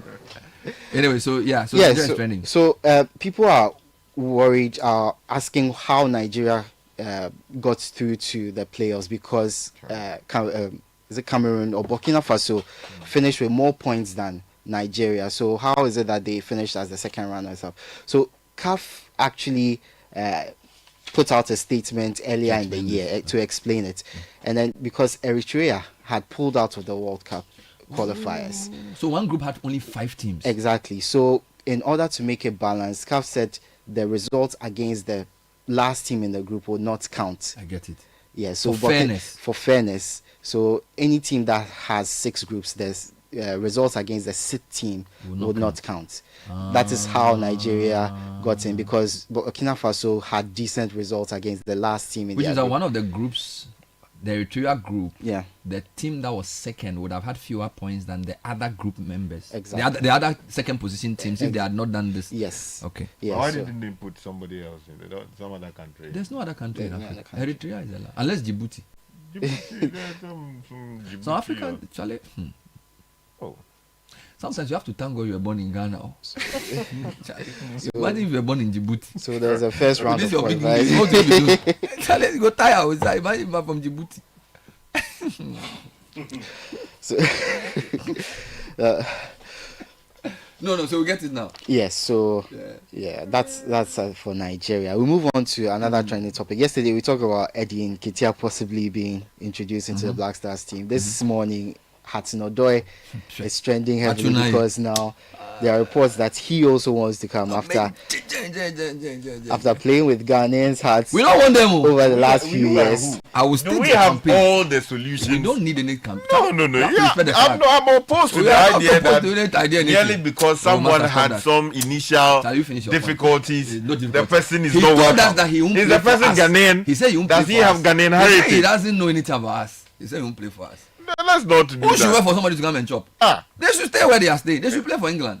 No. If we should take Ghana's best striker in House of Folk and let him play. Boutros Ghali once says that it is only a fool who doesn't change. Yes, I'm a fool. So let's even assume that the person made up his mind differently. I accept it. That I'm a fool. If you don't want that.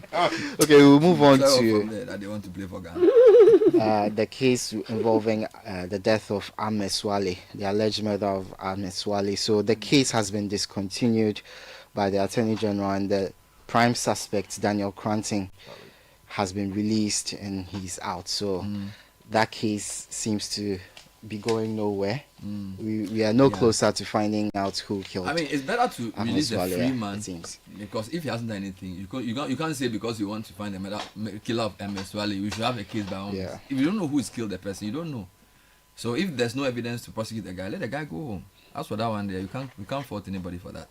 So yeah, so people are obviously upset that there's been no headway made in this case, and that since 2019 when he was killed, no proper suspect has been charged or dealt with it. What hurts me in all of this is the parading of gentlemen on the front pages before the cameras and in the newspapers.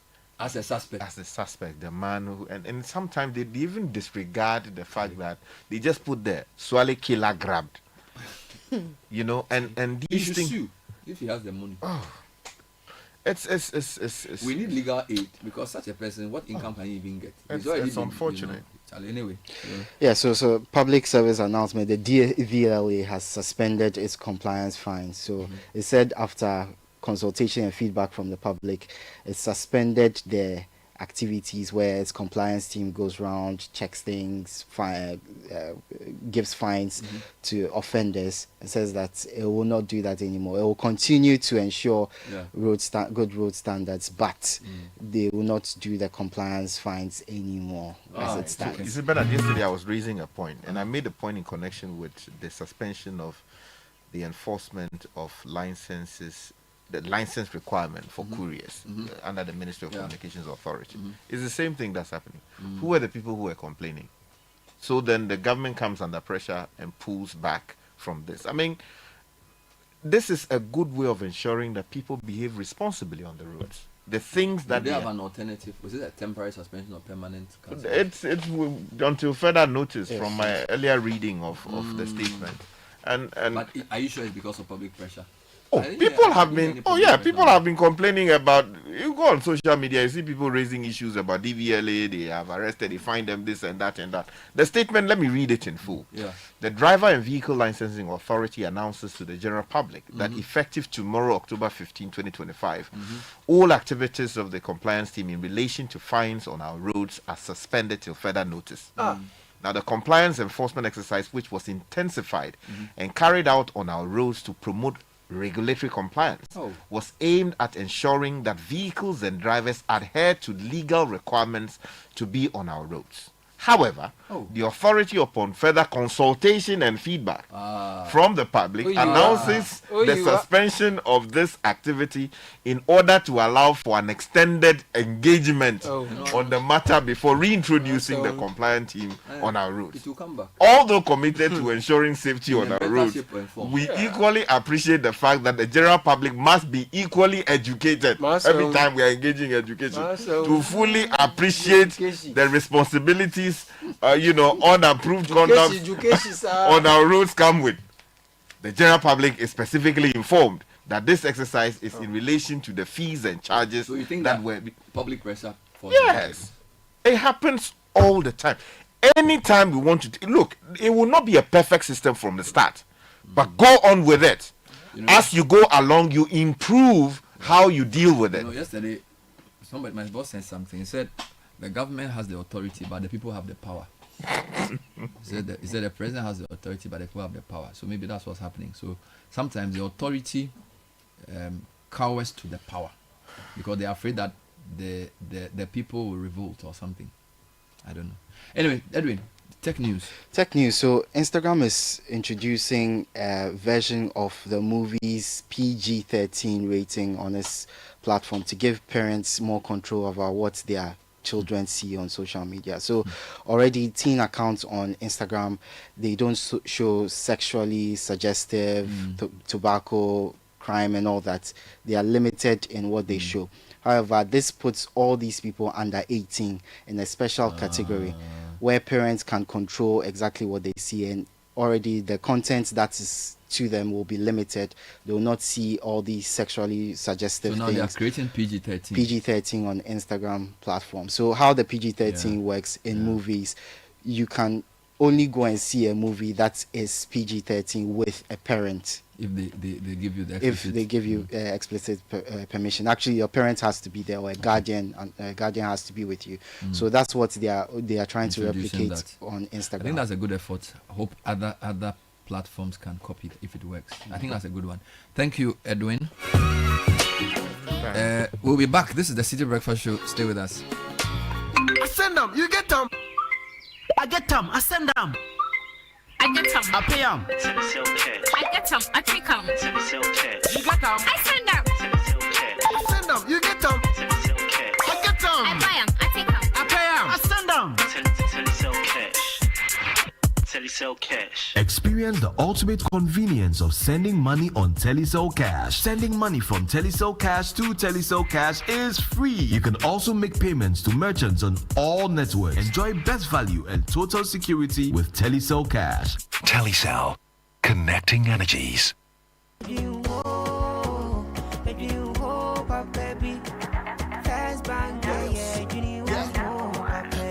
looking for a bank to rely on. Let me give you a shoulder to lie on. Wouldn't we say to bank baby? No lie, only one place where I get my eye on. Make I introduce you all to First Bank, the best services in the world, first rank. Customer service, everything is well planned. I make music, I travel, I sell land. They be my reserve tank. Cause every time I know my money's safe. Universal banking ain't in me here on the date. I'm a busy person, me no need time to wait. Now I got to Spain, even when I'm in the States. My me blue shirt. Me tell me office a chilly, but who cares? Cause I bank with the best. I'm lucky, I'm too blessed. When it comes to First Bank, it's too west. Everything is you first. Nobody feed do I'm like us. Do I'm like us. First Bank we treat you first. Treat you first. Somebody see yeah. Think about you first. Think about you first. You first. First Bank.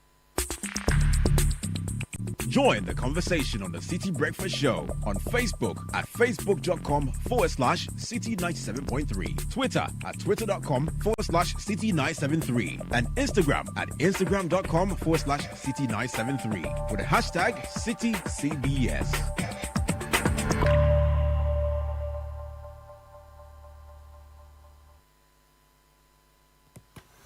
You can't tell what your baby will become or what his interests will be.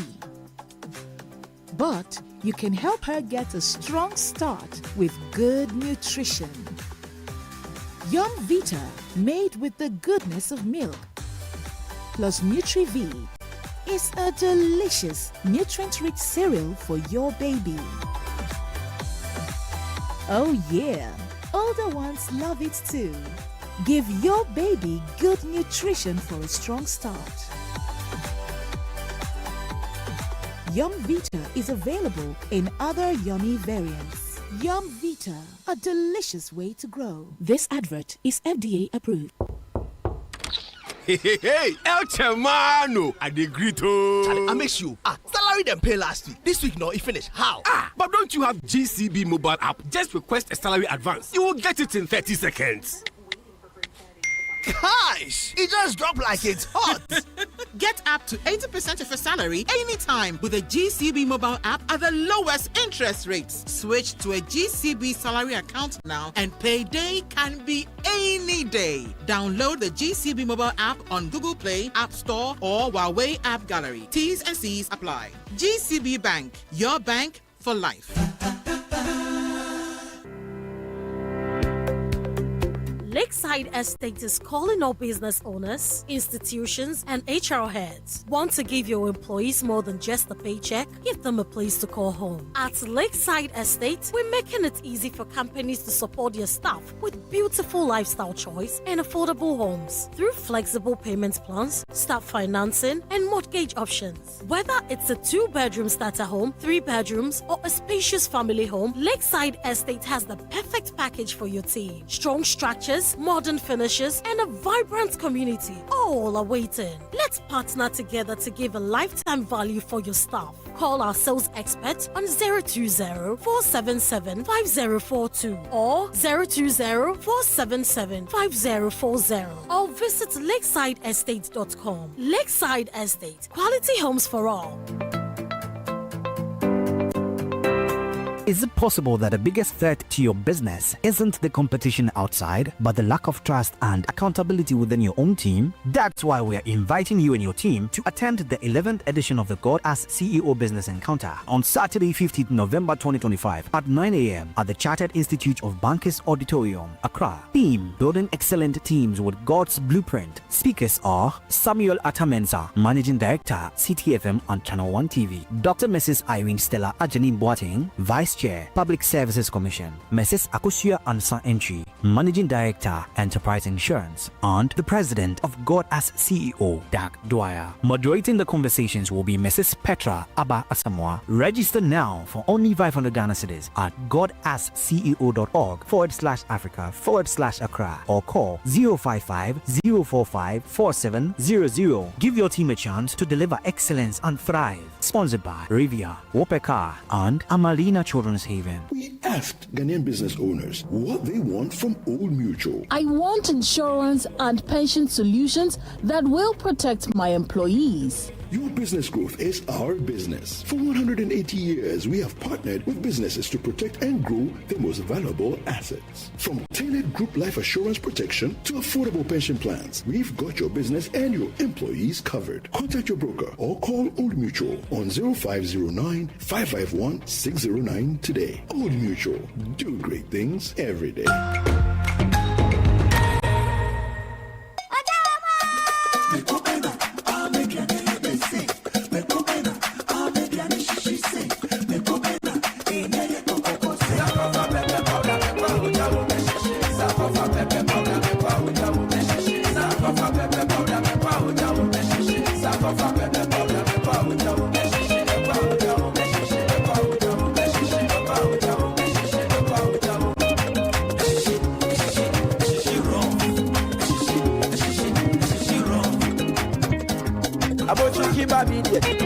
Sankofa, pepper soup where you know, pepper sankofa, sankofa pepper powder, a shishi raw. Sankofa pepper powder, sankofa pepper powder,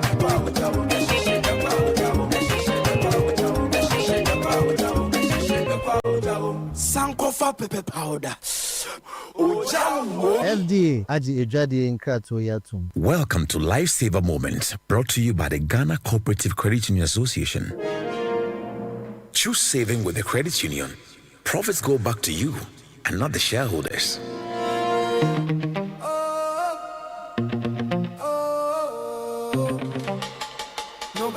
cushions you like your credit union. Nobody cushions you like your credit union. For 70 years and counting, we've been around. Nobody cushions you like your credit union. Nobody cushions you like your credit union. Whatever your needs for loans, investments, savings, and more, call 0302-220-299 or visit cua.org.gh for more information. You can also follow us on our social media handles. Nobody cushions you like your credit union. This is the City Breakfast Show, the city's biggest conversation. The City Breakfast Show. Rise above the noise.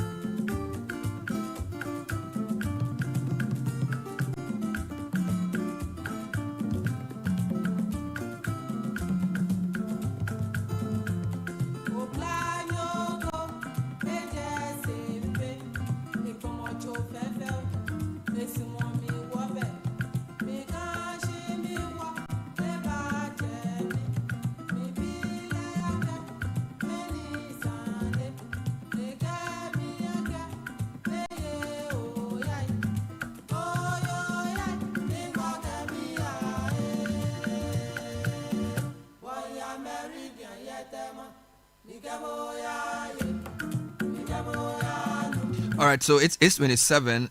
We are running different conversations this morning. Which of the things Nkrumah did have we added value to?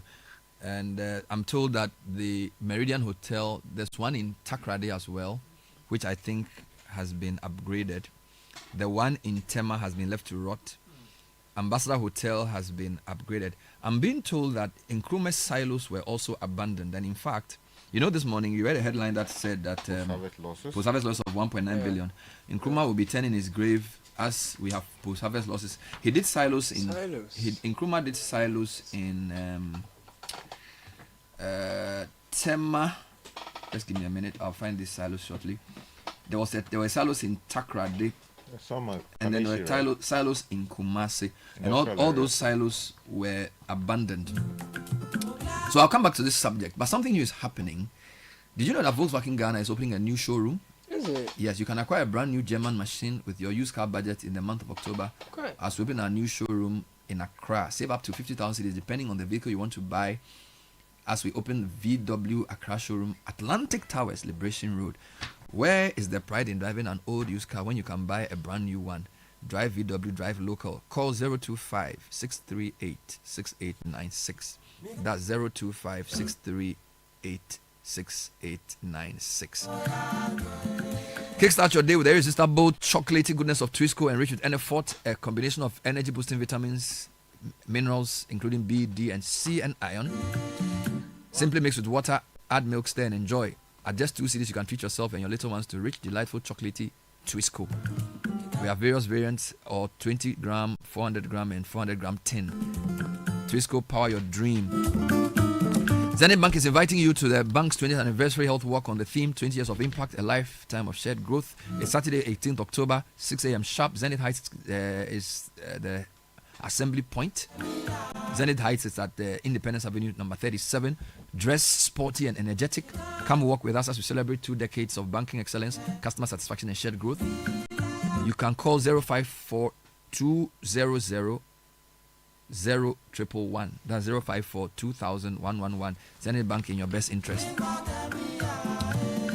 Please make sure you secure your future income with SNIT. Only SNIT guarantees your family the independence, the income security, and comfort they need when you are no more. If you're a member of the SNIT scheme and you pass on, SNIT ensures that your nominated dependents are protected and cared for. Call SNIT on 0302 611 622. SNIT will deliver on our promise.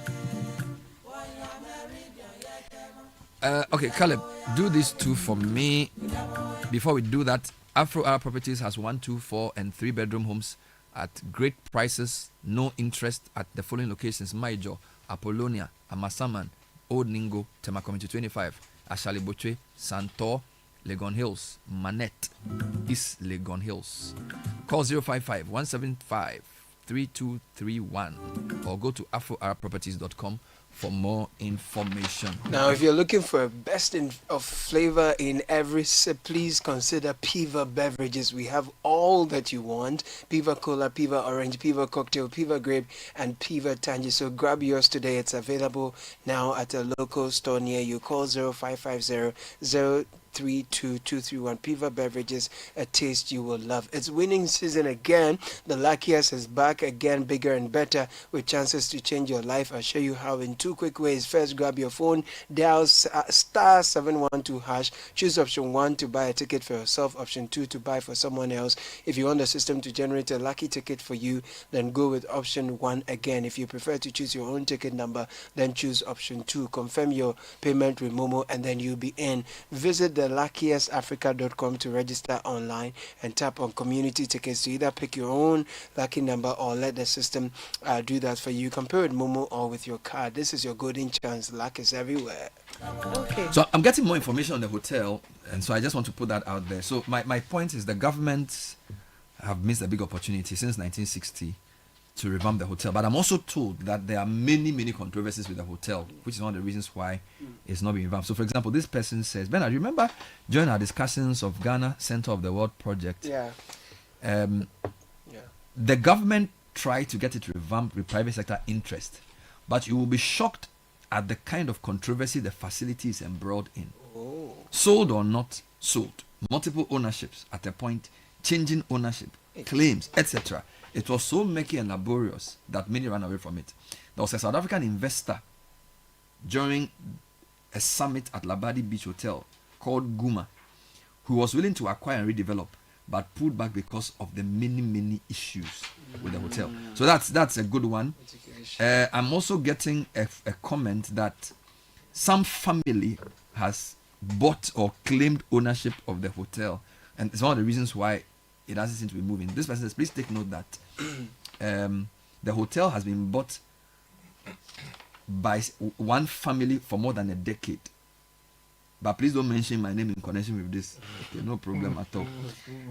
Bernard, the government should have added the Meridian Hotel to the Temaport expansion project so that it could have been revamped just like Ambassador was turned to Mervyn Pick. Okay, so you see, I sort of agree that it's a complicated thing, but I'm using it. You see, I'm not doing this because I want to shame Tema people. I'm saying that Kwame Nkrumah built. Why would you? No, because I also said that Tema people have let themselves down because sometimes they need to come together and they're like, Bernard, I'm attacking them. No, I'm not attacking them. No, they actually feel that they've been let down by the state. I think that's the thing. Which is true, but I'm also saying that sometimes the senior people in Tema can take it upon themselves to at least try. Because the hotel is emblematic of the. Well, it was very complex. It was too complex. It was way too complex. It's not like it was a community-owned hotel or property. You know, as part of the state hotels corporation. Of course, Meridian was built in 1960. Even before Kwame Nkrumah thought of creating the state hotels corporation to run the state hotels. You know, you have. So was it owned by the state? Yes. It was one of 7 state-owned hotels. So Ambassador is one of them. Ambassador. There was one in Takrady too. Atlantic Hotel. Kumasi City Hotel. Wonderful. Star Hotel. Star Hotel in Cantonment. Take your time. Then Ambassador in Accra. Yes. Meridian in Tema. Star Hotel. Star Hotel in Cantonment. Hang on. Star Hotel in Cantonment. Then the Golden Tulip now Lancaster Hotel used to be Continental Hotel. Used to be Continental Hotel. Okay, and then Atlantic in Takrady. And then Takrady. Then you had we also had the catering rest houses. Okay. I think we had 4 or 5 of them. You had a catering rest house in Kumasi. You had in Tamale. You had in I think Takrady. I forget the. I think and then Ho. I think you know. And this, we see, in Nkrumah, he was way ahead of the rest. Charlie. You understand? So it's such a pity that the light that was thrown out by Nkrumah has been dimmed, and not just dimmed, we have removed the bulbs. Take your time now. So Atlantic in Takoradi has been revamped. Yes. Ambassador is now Mervyn Pick.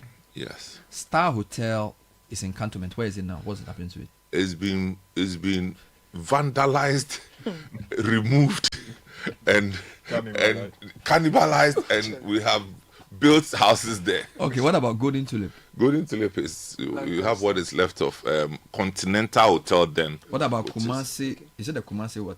That's the Kumasi Lancaster. That's Citi Hotel. So what about the catering rest house?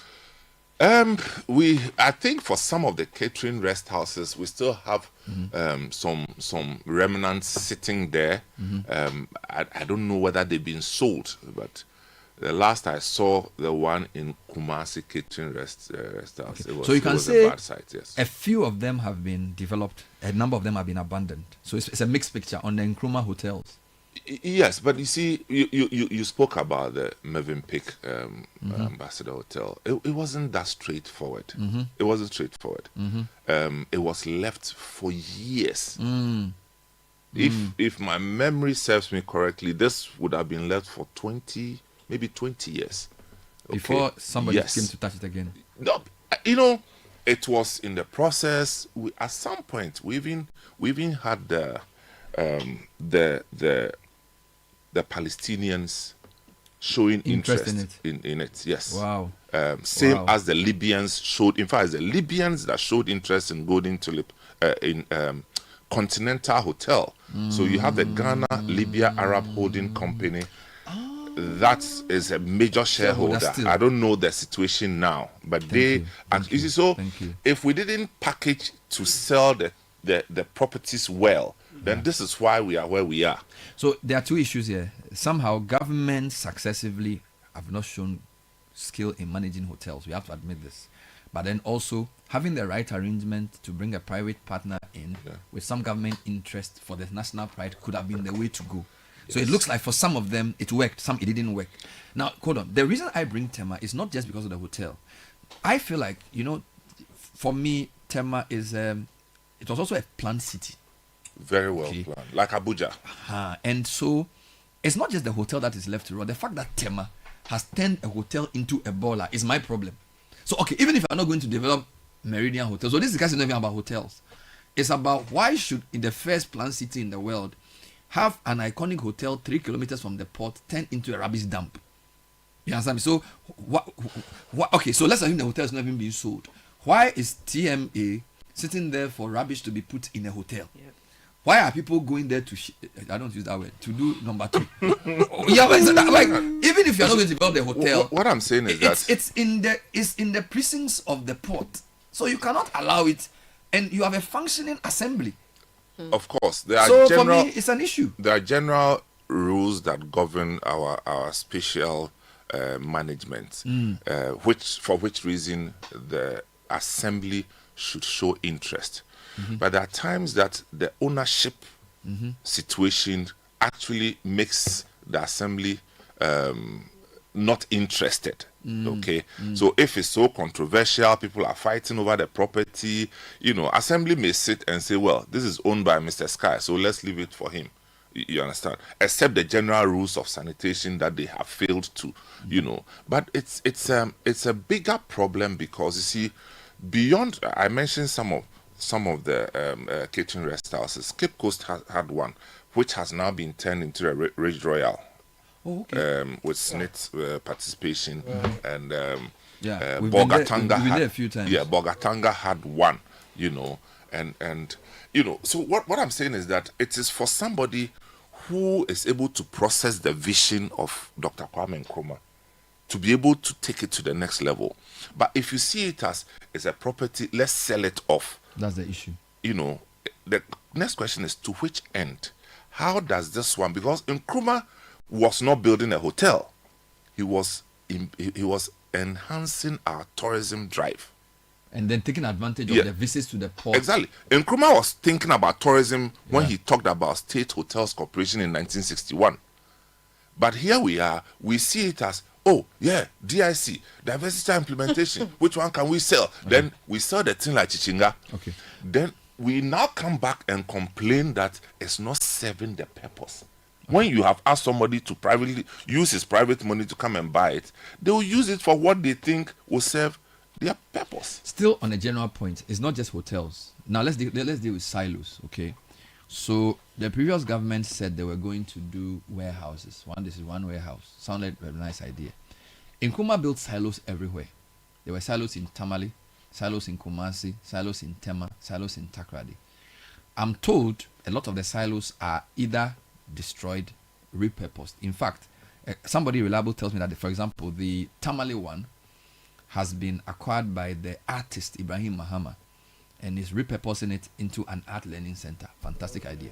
But here we are saying that every year we lose $1.9 million worth of agri-produce to post-harvest losses. Yeah. Okay. And for me, I get frustrated when we just announce these things and don't do anything about it. Because when I started doing agri-science, one of the ways in which you can prevent post-harvest loss is to build a silo. So yeah. A silo is a place where you can store food in excess. Joseph taught us this in the Bible before being civilization. Here we are in 2025. We still have $2 million worth of post-harvest losses every year. I think that somehow we probably need to go back to Nkrumah's notebook. A lot of the things he started may have seemed too ambitious, but 60 years down the line, we realized that actually he was right. You get it? And you can't reinvent the wheel. You cannot have agri that isn't the basic common sense. How do you produce food and there's nowhere to store it? Okay, so now we have a glut. This past month, we've done stories on tomato glut, maize glut, onion glut, and another type of glut, where basically people say our food is going bad because nobody's buying it. 2025. So the agri science we learn in school, what do we do with it? Is it that when we become politicians, we don't know how to convert it? Or is it too simplistic to assume that in excess harvest, store, so that in dry season you use? Or is it more complex than that? Maybe somebody should help me out. Anyway, let's read some comments on Tema and the Meridian Bernard, matter. And some comments coming in. Bernard, your report is very true. I live in Tema, site 15. This is coming from Cletus Abudapi in Tema. Here's another one. That hotel was one of the best. My father, being a radio officer on the Black Star line, used to blow all his dollars there during this time. You hard guy. We are just not a serious country. I hope he left some for you. No, the way they talk, that he means it's still paining him. He concluded that we are not a serious country. So here's another one. Nkrumah built silos at North Industrial Area, very huge ones, and they've all been abandoned. Julius from Dansoman says, good morning, Bernard and team. Listening to the Meridian Hotel story, I ask, how would Ghana have been without Nkrumah? Would have been like Djibouti. So here's another one. Nkrumah built a number of hotels, Ambassador Hotel in Accra, Citi Hotel, Kumasi, Atlantic Hotel in Takrady. All these have been given to foreign companies to develop. Citi was Kumasi Golden Tulip. Good morning, Bernard and team. Meridian Hotel is only one of many structures abandoned. The Black Star Line building, the silos near the port, and the silos at cocoa processing, and many factories at the Tema industrial zones are all left unkempt. These are structures that can easily be allocated to other government agencies for maintenance and use. Who do we expect to go and stay at Meridian in Tema? What tourist potential is there in Tema? Good morning, Bernard. My nephew was once chased by these criminals hiding in the abandoned Meridian Hotel in Tema on his way to work at about 5 a.m. And because of that, he now leaves the house at 6 a.m. Meanwhile, he's supposed to be at work by 6 a.m. Godwin Eric in from Casapreco sent that one. And Ferguson in Takrady says, Bernard, Atlantic Hotel in Takrady has also been renovated beautifully after being abandoned for years. Guess it's now a 5-star hotel and very thriving. Yao in Berlin says, Bernard, our so-called posh-looking airport is slowly deteriorating. Let me show you one small example. Whenever you get to the departure hall, look at the check-in counters carefully. There are various signs of gradual neglect, and that's how deterioration starts. Some broken piece of wood left not repaired, some painting somewhere left to fade off, sad looking flowers left there for years without cleaning or replacement. This is how very bad things in Ghana begin. Tiny maintenance issues ignored until there is chaos. Let me talk to an architect, David Durban. He's a historian stroke architect, just for some thoughts on the Meridian Hotel. For those of us who are young, we may not have known how iconic it was, but I'm told by the older generation that it was a nice hotel. It was a big hotel, proper hotel. Mr. Durban, thanks for joining us. Good morning. Yeah, good morning, Bernard. So was the Meridian Hotel as iconic as the song Wulome sang suggests? Was it such a big deal in those days? Yes, it was. In fact, its location, it was to overlook the harbor. It was also to open the eastern part of the city, to tourism. There was another plan for the western part near Jamestown, and the drawings were made by a Yugoslav company, but that didn't come on, before the 66 coup. But the Meridian Hotel was built, in the early 60s, and it was part of the plan for Tema, the general plan for Tema. One thing we must take into consideration is that Tema is a very specially planned city. It was built with the principles of acoustics. Nkrumah invited a famous Greek planner named Konstantinos Dozgiadis, and Konstantinos Dozgiadis designed Tema with these acoustics itself, plans, design. It takes into consideration planning, sociology, and the look of the buildings that stand in there, and most importantly, management of the city. So it's not just about the way we do planning there. We just draw streets and then zones and blocks. No, it takes into consideration even the look of.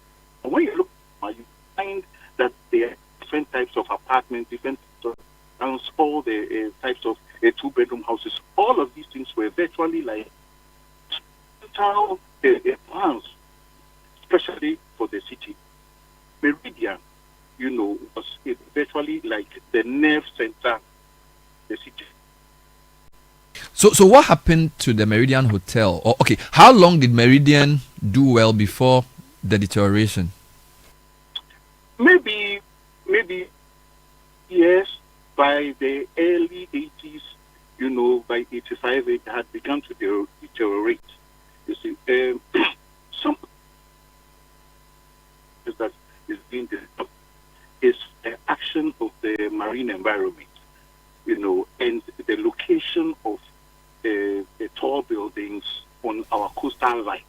We've seen in the past that, recent past, that they are beginning to develop problems, especially the modern design. When we say modern design, these buildings, that's the design that was in the 60s. So you see the Bank of Ghana was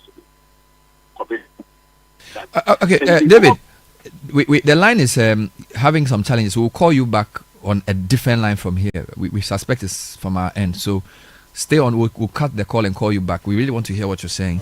So David Durban is an architect who's given us some further context of the plan for the Meridian within the Tema enclave and what it was meant to do and what happened to it. Don't forget, we've been told that it's actually one of 6 or so hotels: Atlantic Ambassador, Star Hotel, Golden Tulip, and the catering rest centers. So Nkrumah's vision was pretty clear, and according to some, it was more part of the tourism development. Location was strategic. And again, some of the hotels have had different things. So Ambassador, for example, is now Mervyn Peak. Atlantic has been revamped. Some of them, like Star Hotel, we are told they've been sold. Basically, the place is now is no longer in existence. Real estate, yeah. Meridian is Eridec in Koforidua too. Eridec is part. Mentioned. Eridec Hotel. One. So Nkrumah had a big vision here, and in silos too, where Tamale Ho, Takrade, he sort of had a national picture for this. And the difficulty with the silos, I don't know if we can talk about the difficulty with the silos. You know, at some point, it wasn't fit for purpose. One of the reasons they gave was the problem of pests and managing temperatures within the silos. At this time, we had not secured the technology for effective silos management. Some other Africans, incidentally, who came to Ghana to learn about silos and how to manage silos, like Kenya, like South Africa, are way ahead of us now. So, as we speak now, South Africa has invested in commercial silos. I mean, they store up to 15 million metric tons of grains. So it's a technology that overtook the silos, in addition to whatever they did. I mean, the physical infrastructure is there, but managing it. You know, ours was concrete. You know, Kenya is now using metal silos because they say that it's easier to manage the pests than the insects and all these things. Let me go back to David Durban, architect. So David, thank you. This line may hopefully better. So you were saying that the Meridian Hotel was part of the broader plan for Tema, and it was at the center of Tema at the time, and that it deteriorated from the mid to late 80s. What about Tema itself? Because I visit Tema regularly, and I feel like it's a pale shadow of what was expected of it. Is it that subsequent governments have failed to follow some plan? Is that the people of Tema have lost guard? Because even though it's a well-planned town, it doesn't really look that pristine anymore. What happened to Tema itself, in your view? Well, I think that, basically a lot of it was to do with, enforcement of rules and regulations and use of space. You see, Tema's got a lot of space. It's got a lot of empty space. It was meant, it was designed that way for expansion. You see, and that's one of the principles of acoustics. It takes into consideration expansion, of social activities. But then, when it is not well regulated, everything just begins to balloon off. And when, decade after decade, if it is not well managed, you will find that, everything is just going out of the way. And then we have the problems that we, have today. So a lot of it is, finding the proper social enforcement, the rules and regulations, and actually enforcing them. And these things change over decades. They change. The problems of Tema, 30 years ago is not the problems of 20 years ago. You see, so every time you have to keep on renewing the rules, enforce and finding ways to enforce them, and educating the residents to, of how to live in there. But the most important thing we have here is that what pride do the Tema residents have in their city? If they knew that that place was a place of heritage and it was designed specially, and it is one of the only cities in Africa that was designed with the principles of acoustics, and therefore deserves to be a heritage city, maybe they would treat it differently. That's just my own view. That's something that we should think about. It gives the city a vision. It gives the city, a new core, a new core idea to live by, and not just a city just like any other city, but a very special city in Africa or in West Africa, for that matter. Final thoughts back on Meridian. Is it salvageable? Does the appeal of having a hotel like that close to the port, close to the center of the world, have enough to attract somebody to want to develop it, like we've seen Mervyn Peak develop, Ambassador become Mervyn Peak? Is it something that, despite all the controversies, is worth salvaging, in your view? Let me give a social analogy. The buildings, are very much like human beings. They age, except that they age longer. They live longer than human beings. You see, so if you had your grandmother who was a beauty pageant in her time, you can't expect her to be part of a beauty pageant in, 50 years later. What we must know about heritage buildings is that they age. And the longer you leave them dilapidated, the less you can expect of them to give you. So if you look at Meridian, it has been standing in a very sensitive marine environment for a very long time. Part of the reason why it won't be usable is because the iron rods are rustic. And the more we look at the more the years go by, the air conditioning systems, all of these things begin to, corrode. And the structure becomes faulty and may not be able to take the number of people that it should be able to take, to perform. So it has to be evaluated. But most importantly, you will see that when, if the decision is made for it to be torn down, then, Tema loses a bit of its soul. It loses its old soul. And what is there how can you revive that? Do we build another Meridian? Which is possible. It is possible to build another one after all. In Europe, after the war, the important buildings that were bombed, some of them were rebuilt. They were rebuilt the same way because of its heritage, because of its heritage value, its outstanding heritage value. So when we look at it from the point of heritage value, its outstanding heritage value, then it will make sense to say the old one goes down, a new one comes back up. If we can build another Bank of Ghana, which is bigger than the old, we can build another Meridian just as it was, maybe with a different methodology, different construction methods, and better. We can rebuild Meridian, but only through, if we look at it, through the heritage lens. I agree. Thank you, sir. Architect David Durban.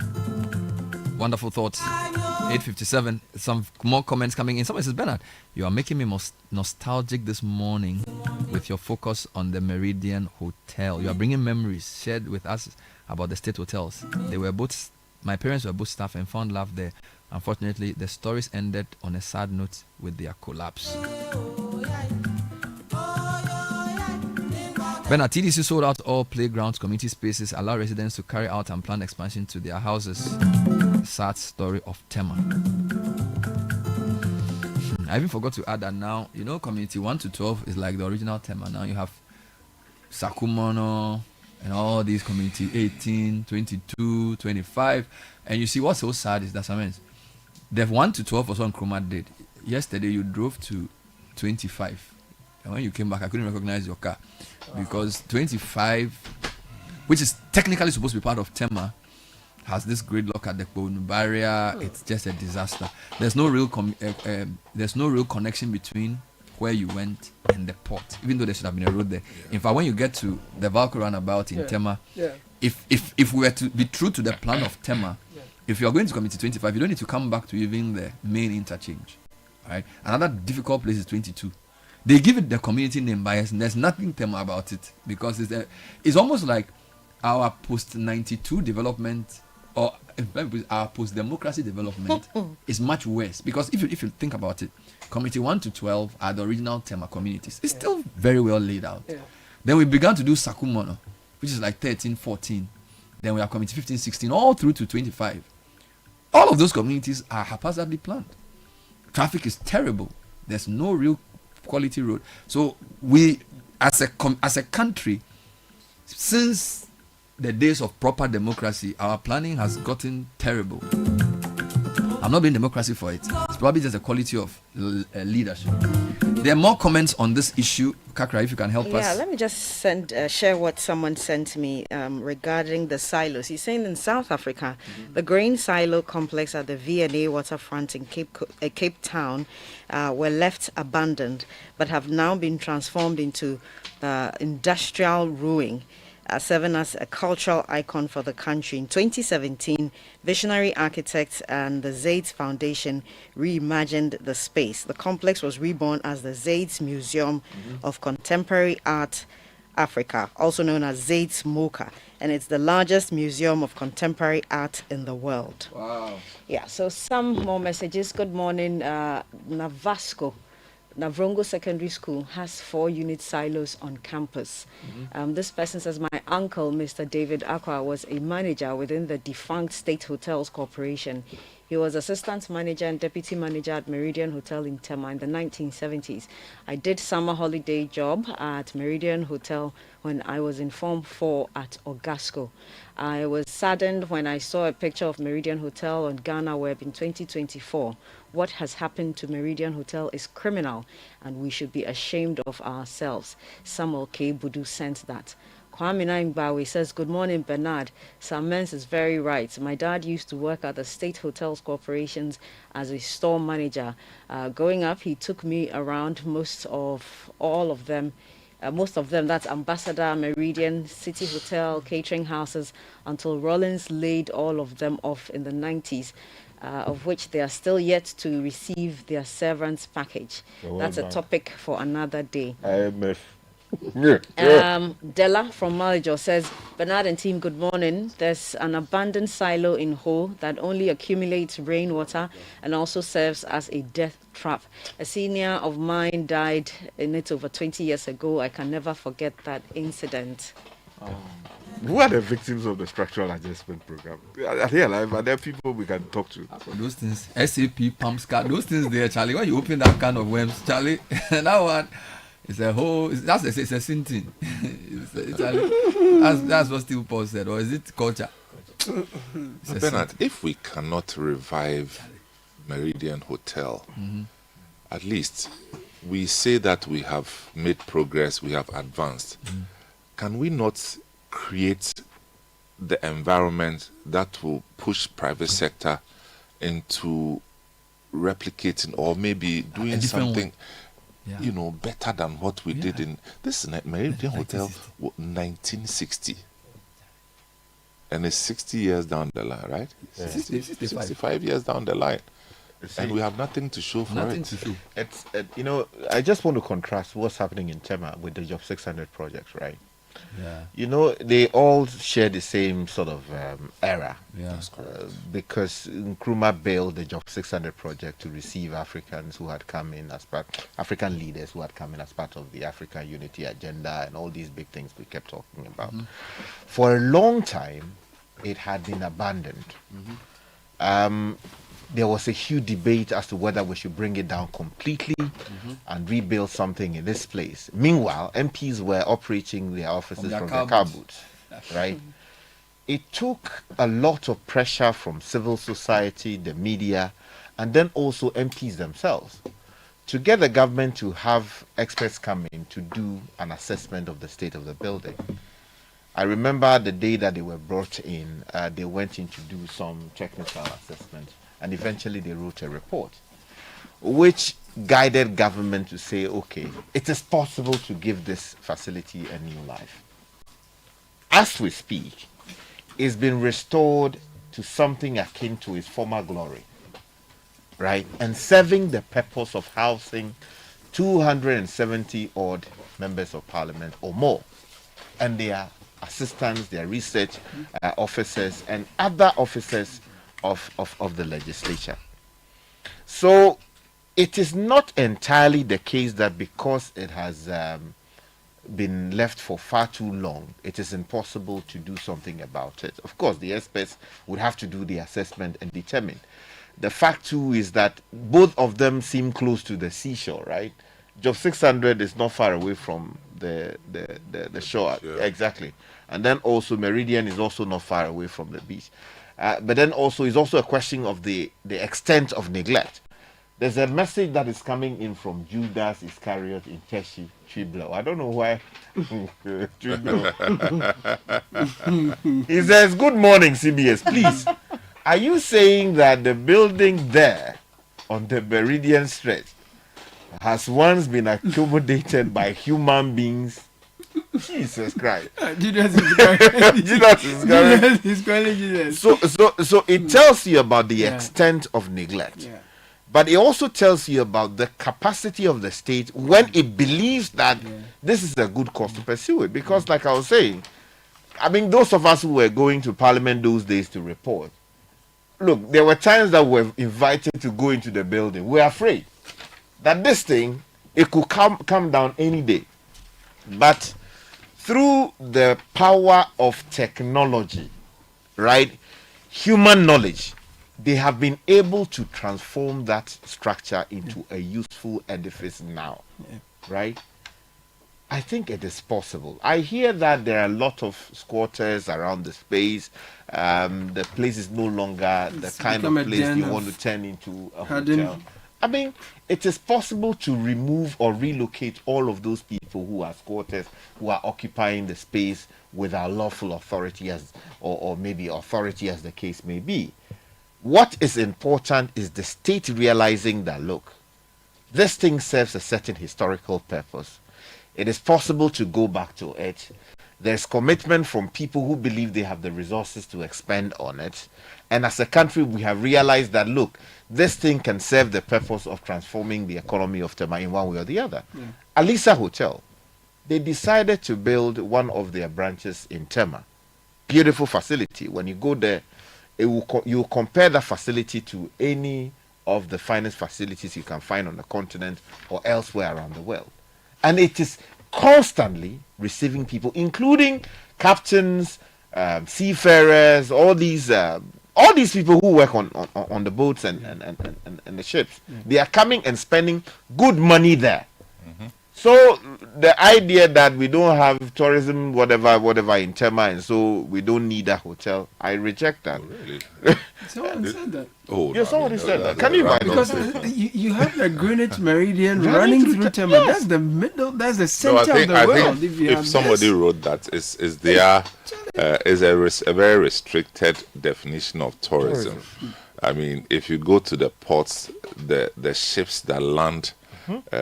Some of them, of course, will still be on the ship, but some will come into town. What is that? Isn't that tourism? Absolutely. And yeah, so Absolutely. In fact, it is even possible to attract our people from the landlocked countries who have not seen the port before. That is come true. and yeah, That is true. people do that. That is true. That is true. You know, with the decay of such buildings, it's not just about the infrastructure. It's also the loss of opportunities for our human capital to explore and do well. People sent messages telling us how their parents were managers here and there in these hotels. Now, when Kenya, and there was a man who spoke to us. His name is Menelik Makonnen. Okay. His dad was Ras Makonnen. Now, Ras Makonnen was one of those who worked closely with Nkrumah, and he was telling us how Nkrumah invested very heavily in Kenya's tourism sector. Okay. Because at the time, the plan was that Kenya was going to be the tourism capital of Africa when Africa became a united.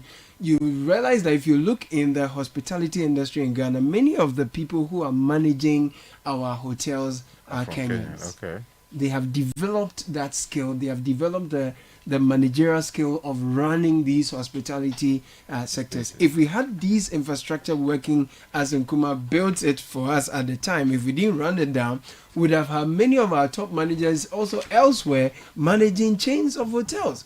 But we are here. We not only have we lost the hotels that were built at the time, but most of the top positions in our hotels are also run by foreigners. So not only have we lost the infrastructure physically as it is, but we have lost an industry and a specialty that we could have honed for ourselves, and it's a shame. I was reading something about Ecuador recently. Ecuador.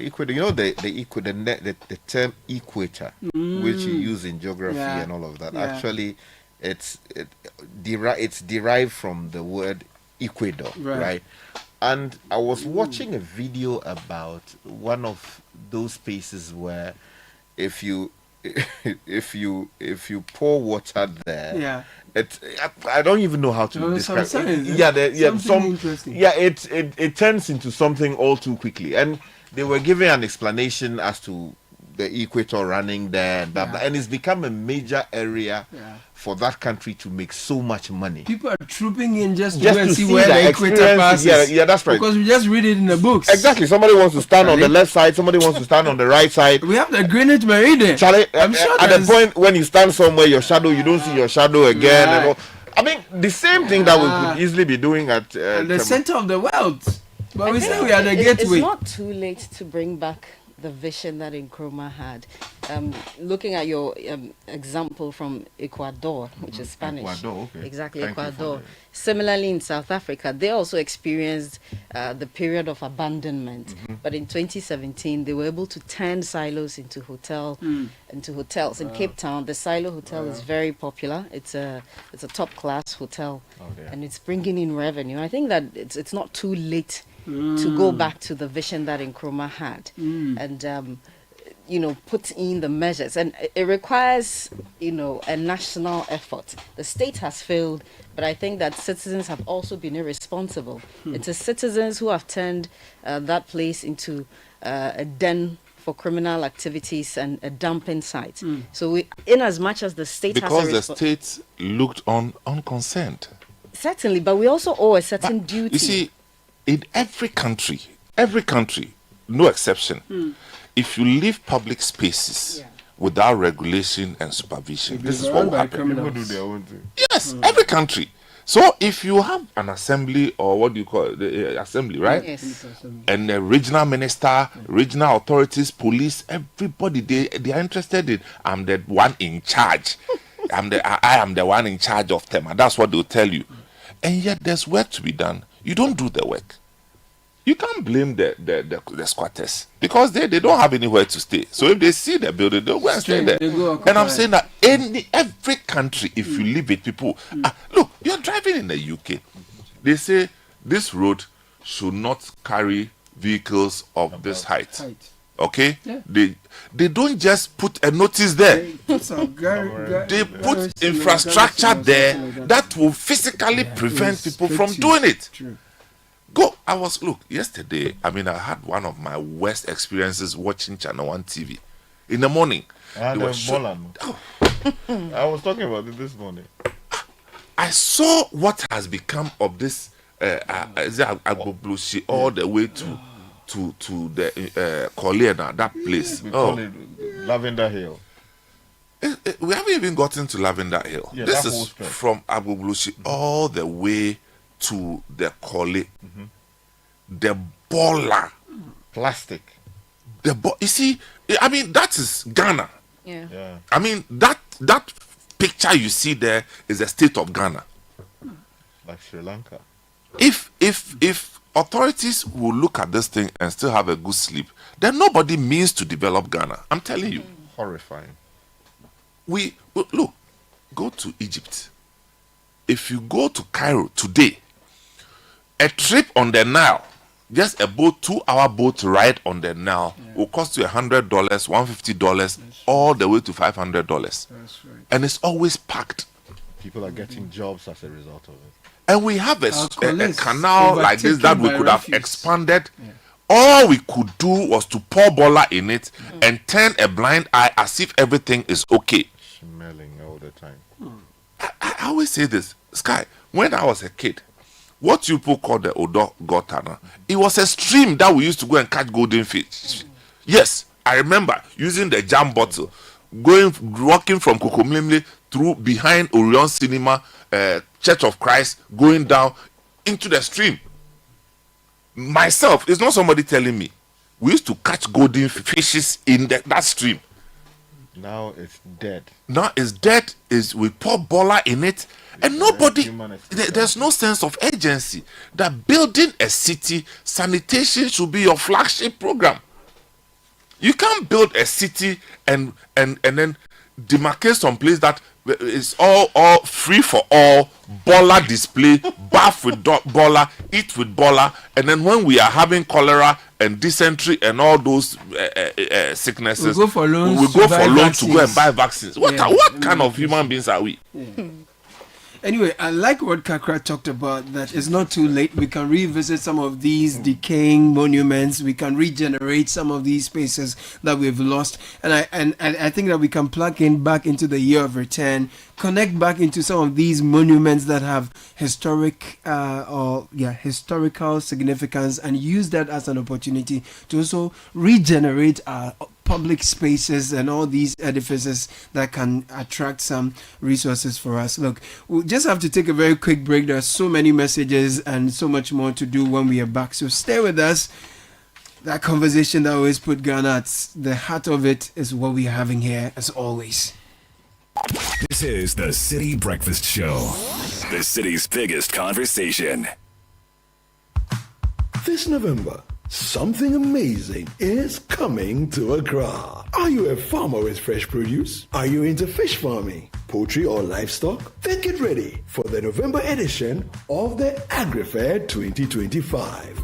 Yes, AgriFair 2025. It's happening on Friday the 28th to Sunday the 30th of November. It's happening at the A4 Southern Children's Park, and it's 10 a.m. to 6 p.m. each day. It's the ultimate weekend marketplace. From fruits and vegetables to poultry, livestock and fish to agro-inputs and processing machinery, all at unbeatable farm gate prices. Whether you're selling or buying, this is your chance to connect, trade and grow. Enjoy the freshest farm produce, sizzling kebabs, and a vibrant marketplace atmosphere all in one space. Register now and secure your spot. Call 0558-973-973 for more information. AgriFair 2025, where culture meets innovation. The AgriFair 2025 is powered by Channel 1 TV and 97.3 Citi FM.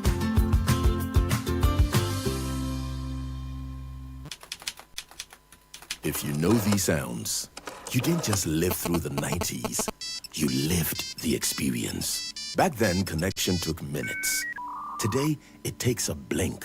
You express yourself with memes. You hold video calls across continents. You say hey to an AI who responds, "Hello, Kwame." You order rides, dinner, and dreams all from the palm of your hand. A lot has changed, so have we. For over 3 decades, EcoBank has evolved with you, leading digital banking in Ghana and across 33 African countries, pioneering solutions built around how you live, move, and dream today. From our express points to EcoBank Pay, online banking, and the mobile app, we are where you are. Here for today, ready for tomorrow. Now, that's change, powered by EcoBank. EcoBank, a better way to bank your way. EcoBank, the Pan-African Bank. Wake up, have a great day, yeah, with nourishing cowbell premium milk and cowbell Vita Rich, nourishment for you. There's a cowbell milk for you, for you, for you. Cowbell Vita Rich and cowbell premium. Introducing the new Cowbell Premium Milk, high in protein, and the new Cowbell Vita Rich, enriched with vitamin B9, both so creamy. Now there's a Cowbell for you. Cowbell, a creamy goodness. This advert is FDA approved. Champions are made in the grind, in the quiet, in the storms that test their roots. But once a year, the champions gather, not to compete, but to ignite, to refuel, to rise higher. The arena is charged and the heavens move. Now, the wait is over. Happening this October 16th to 19th, when Champions Gather comes off at the KICC Dominion Center off the Spintex Road, Accra. Thursday and Friday at 6:30 p.m. Saturday at 10 a.m. Sunday at 8 a.m. The theme, Rooted. Come and experience the dynamic and powerful ministry of Pastor Matthew Ashimolowo, Reverend Steve Mensah. Got teens and kids? We've got them covered. There will be homework support, PJ Movie Night, and Super Sunday Fun. Free transport from Coca-Cola Roundabout. When Champions Gather 2025. Thursday, 16th October to Sunday, 19th October. Be there. Come with your family. Be rooted. Be unstoppable. Be fruitful. Have you imagined buying a house on an interest-free plan and getting a car for free? Well, Afro Arab Properties, best known for building the most affordable quality homes, has hit another milestone of rewards. Are you looking for your dream home today? Afro Arab Properties will definitely show the way. These homes are in 1, 2, 3, and 4-bedroom options located at Manet Spintex, East Legon Hills, Santor, Ashalebotre, Tema Community 25, Old Ningo, Amasaman, Apollonia, and more. Even better, you have a 5-year payment plan without interest. And the big one, purchase a home from some Afro Arab Properties projects and get an electric car for free. Yes, an electric car that can go 300 kilometers on a full charge. So don't miss this big offer from Afro Arab Properties. Just call 055-175-3231 or 0244-109-133. Terms and conditions apply. Afro Arab Properties. At Afro Arab, everyone can buy a house. Protect yourself from germs and bacteria with confidence. Cleanse hand soap effectively kills 99.9% of germs with every use. Perfect for all your hand washing moments throughout the day. Available in a variety of variants and delightful flavors. Choose Cleanse for yourself, your family, and friends. Make Cleanse your daily essential. The GC brand. It's all about you. This advert is FDA approved. Let's clean soap. Hot jobs. Tired of HR headaches? Simplify your business with Hot Jobs Africa. As your one-stop HR shop, we handle recruitment, labor outsourcing, expatriate management, consultancy services, and corporate trainings. Plus, we offer staff basing and 100% staff support to boost productivity. Don't let HR hassles hold you back. Contact Hot Jobs Africa today. Call us on 030-3980-362. WhatsApp us on 020-433-6004 or email info@hotjobsafrica.org. Visit our website www.hotjobsafrica.org. Hot Jobs Africa. Think HR, think Hot Jobs. Hot jobs. Join the conversation on the Citi Breakfast Show on Facebook at facebook.com/Citi97.3, Twitter at twitter.com/Citi973, and Instagram at instagram.com/Citi973 with the hashtag CitiCBS. This is the Citi Breakfast Show, the city's biggest conversation.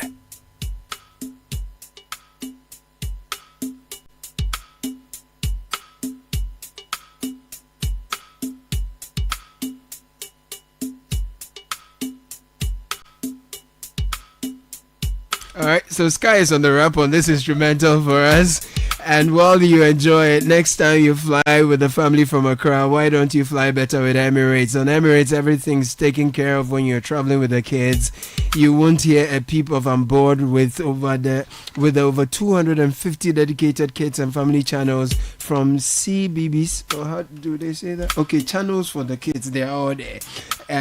With daily flights, you can now enjoy more convenience and flexibility to over 150 destinations within the Emirates Global Network. Find out more at emirates.com. Central University is pleased to announce the investiture ceremony of Professor Samuel Kwesi Dateba as the new Vice Chancellor. It's a special event scheduled to take place as follows: Wednesday, 22nd October 2025 at 10 a.m. Trinity Hall, Mutual Campus. It's a momentous occasion. It marks a new chapter in the history of Central University as we formally induct into office a distinguished academic, visionary leader, and accomplished professional whose career spans the fields of engineering, leadership, and organization development.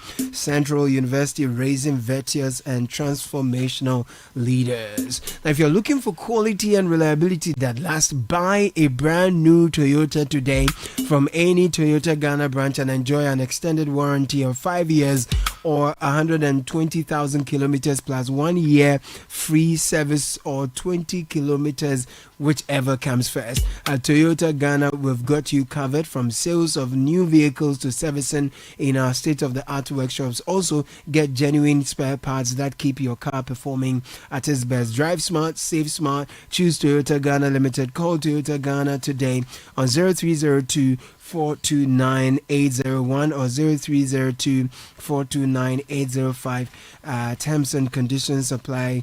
Ghana drives Toyota.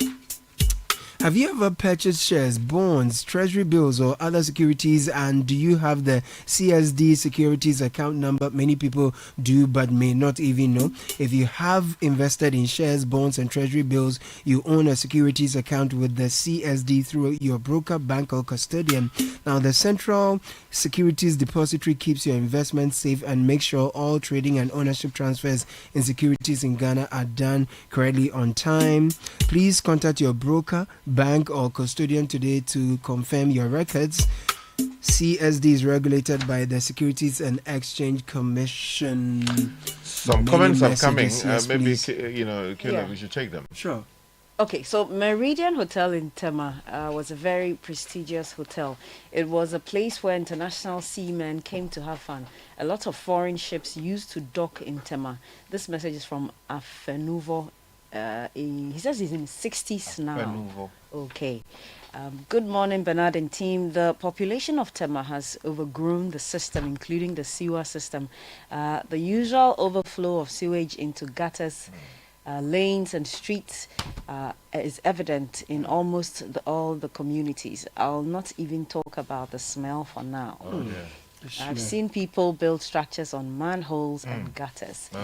Here's another. Good morning, Bernard. You have really hit the nail on the head. Tema got the best from Kwame Nkrumah, and then any orders. Okay, I don't get that part, but they have watched everything go bad. Very disappointing. If you watch the lifestyle of the population in full, it's of I don't careism. Ask yourself how many times you have seen Tema people demonstrating or protesting. Thank you. That's from Michael in Dakuman Kokompe. And Ethel in Ashama says, good morning, Bernard and CBS team. I think Meridian Hotel can be converted to residential apartments, if possible, other than it going to waste and being an abode for criminals and miscreants. Given all the litigations we are told persist around that particular all those things side. can be resolved. I think these are just excuses. Yeah. I mean, if there's a dispute, there's a way of addressing it. If there are parties who are making conflicting claims, there are ways to address those things. If we want to do it, it can and will be done. I think we need Very to well. prove Nkrumah right when he said the black man is capable of managing his own affairs. That includes the right to mismanage our own affairs. No, also there is an opportunity to unturn what has been done.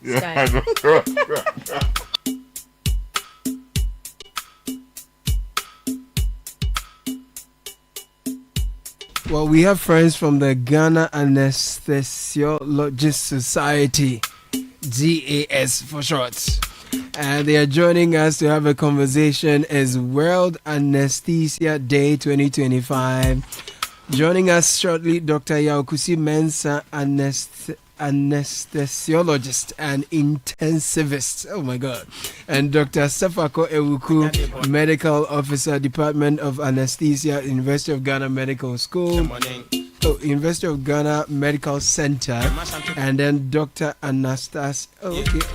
Your name and your career is almost sounding the same. Anastasia, anesthesiologist. Wait, am I getting anything right here? Anesthesiologist, is that correct? How do you say that? That's right. Anesthesiologist, an intensivist. Yes. Hey, maintain that.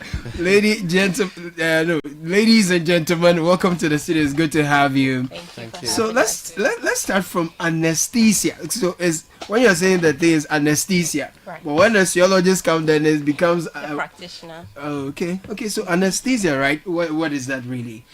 Well, so anesthesia essentially is a term is a practice in medical profession, like a specialty where we help people who are coming for surgery so they don't have pain or they don't have any sensation, so that the surgery can carry on successfully. Essentially, that's what anesthesia is. It's a medical specialty. Okay, and an anesthesiologist. Right. Yeah. So an anesthesiologist is a specialist. Okay. Yes, so that's a medical practitioner who has further specialized in the specialty called anesthesia. Okay. Yeah, and intensive care. So you're doctors? Yes. Medical doctors. Right. Medical doctors. I like how you Full-fledged. Yes, we are fully. You train as long as doctors. Yes, Exactly. we did Even long. 7 years, 6.5 years in medical school. So why anesthesia? Why that industry? What intrigues it about? What intrigues you about that particular discipline? Right. So, as my boss started by saying, it's the specialty that focuses on keeping people comfortable, making surgery safe, and also possible. So, prior to the onset of anesthesia, surgeries were brutal and barbaric because patients were awake and they felt full sensation. And we'll be cutting them. Exactly. Oh. So, you can imagine even getting a tooth pulled out without any form of pain relief. So, for me, I think the thing that attracted me to anesthesia is we have hands in almost every other specialty. Right. So, especially when it comes to the surgical disciplines, when it comes to intensive care, you work with almost everybody, so you get a wide range of experience. Right. And then you are able to, the fulfillment level for me was absolutely great. So that for me. So you make the whole process possible without all the pain that would have come with it. Absolutely. So, but for you, things would have been very brutal. And I must add quickly that for me, it's one of the specialties. I'm sure the other medical professionals will not agree, but it's the first specialty in Genesis. In fact, God put Adam to sleep. When you remove the that was anesthesia. That was the first anesthesia. We were there. In the beginning. Exactly. Before the bone before that. No, I agree with you. Exactly. Whoever disagrees, I should go and change the radio hotel. Exactly. Anyway, so gas. That's how you say, or GAS. How do you put Yes, it? gas. Gas. Yes, Who gas. is gas? So GAS is Ghana Anesthesiologist Society. Oh, you have a whole society. Yes, a whole society. So Right. this is the body that manages our professional development. Right. Just oversees that we are able to progress, and then also be a body that advocates for patient safety in Right. theater or perioperatively. Right. And basically, it's a body that stands for all of us. Amazing. I like it. So you've put yourself together, you have a society, and you're celebrating the World Anesthesia Day. Yes. Why are we celebrating it? Where is the celebration? Where are we popping champagne? What's happening? Tell us about it. So, as was mentioned, GAS forms part of the Worldwide Federation of Right. Anesthesia. And worldwide, like I said, before the onset of anesthesia, surgeries were brutal. So, October 16th was the first time any type of anesthesia was used in a surgical procedure. So, ether was used in a procedure. And it was seen that, this can be successfully done. So, people can be pain-free, people can be asleep, and these things can go on. So, we celebrate the father who started anesthesia, or the person who discovered that first experience, which led to the development of the specialty. Right. And that is why we celebrate World So Anesthesia this Day. year, what's the theme for the celebration? How are we going about it? Where is it being done? Who can be part? When is it? So this year, under the umbrella of WFSA, the theme we are celebrating is anesthesiology in health emergencies. And I'm sure we all have that. We've all had that medical emergency, and you are struggling, especially with the no bed syndrome and all those issues. This year, I want to highlight the role we anesthesiologists play in managing all these health emergencies. So as anesthetists, what we do is we are airway champions, we are emergency champions. We try and work fast and quickly. So this year we've collaborated with our colleagues from emergency medicine and the neurology society, and we are doing a number of campaigns and a number of advocacy, because one of the key things we do as anesthetists is to advocate for our patients' safety. Yeah. So we are doing things on seizure, how to manage someone who has a seizure, a convulsion, how to do CPR. So when someone falls, like someone collapses in church or at home, what can you as an individual, bystander, do? We're also doing some videos when it comes to stroke management. So when you have an uncle or an auntie or anybody who's showing some signs and symptoms of a stroke, what should you do? Often than not, we see a lot of time people pass out and people just pour water on them. That's not right. Exactly. So we are doing videos trying to advocate. Not at all. I actually had, you would be amazed to know that I actually had just last week a neighbor who fell in the bathroom, and then I had, yes, the relatives came and called me and said that, oh, we have an emergency. So we went there. She had been brought into the hall. There she was. So she had this hemiparesis. Okay, so that's one side of the whole body had become weak. So the left arm, the left leg, and she didn't even realize that anything had gone on. The people who came to call me didn't even realize that something had gone on. And I said, immediately I saw it, I said, this is a stroke. Let's rush to the hospital. Yes. So these are some of the things that we want to do. We want to sensitize the public. You've got to know what to look out for when you see somebody have a sudden collapse, having a seizure, having a stroke. You have to know the signs. You don't even have to be a doctor to know some of these things. So that's the awareness we want to create. Let's seize the opportunity to throw some more light on seizures, strokes, and head injury, for example, right? So like you said, your neighbors couldn't even tell what was happening. So what signs do I see that should point me to the fact that this is a seizure, what should I do? Or if it's a stroke, what should I do? If it's a head injury, what should I do? So let's start from seizures. Right. So with seizures, you notice that the person would either fall. So sometimes it can involve the whole body, where you see the person fall and they would have visible convulsions. So by convulsions, you can see them shaking.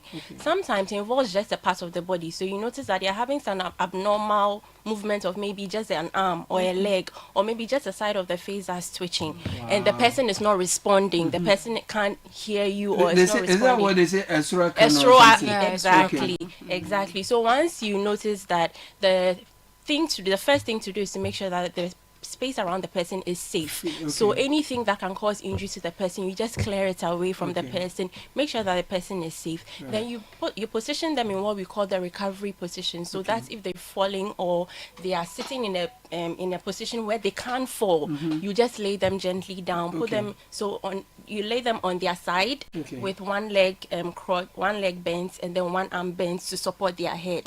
And then that way, if there's any secretion, so sometimes you realize that people do things like put spoons in their mouth to say that they don't want their tongue to roll back. Once you put the person in this recovery position, you prevent all of that. Any secretions that's in their mouth will just flow out and they don't choke on it. So that recovery position is very critical in seizure management and making sure that the environment is generally safe. Then what you can do is you can time the seizure from the onset, then notice what is going on. Is it just a part of the body that's moving or the whole body that's moving? So when you get to the hospital and the doctor wants a specific, you could even take a video. Exactly, a video is also very beneficial. But don't share it. No. Right. So with seizures, then you wait for it to pass out. Once it passes out, then you can transport the person to the hospital. Okay, that's a good one. What about the stroke?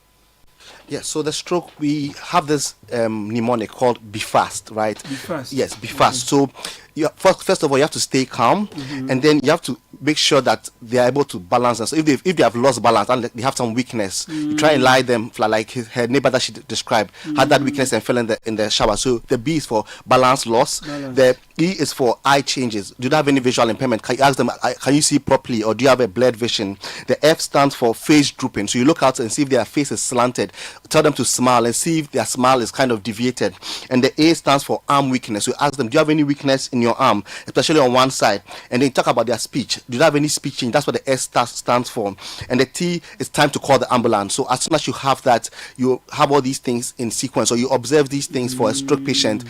First of all, you keep calm, observe these things, and then you call the ambulance urgently so that we can have interventions instituted. Yeah. Oh, that's beautiful. So you have to ensure there is balance. Yes. Right, and then the E is what again? The eye changes. The eye changes. To see if they have any blurred vision. Are they able to see? Because that's one of the signs. Where the face is drooping. Yeah, the face is drooping. And then the A is for arm weakness, especially on one side. You check out the speech. Yes, the speech. Then quickly it's time for the ambulance. Yes, absolutely. Let's deal with the head injury very quickly. Yes. So when you have somebody with a head injury, our main concerns are that you have to, first of all, of course, be calm, and then you have to make sure that the head and the neck are stabilized. What amounts to head injury? Oh, head injury. So, okay, so you would usually have that. That's if somebody sustains trauma. Okay, so maybe falls by the roadside or even in a road traffic accident. So they have their head bumping hard, either on the hard surface.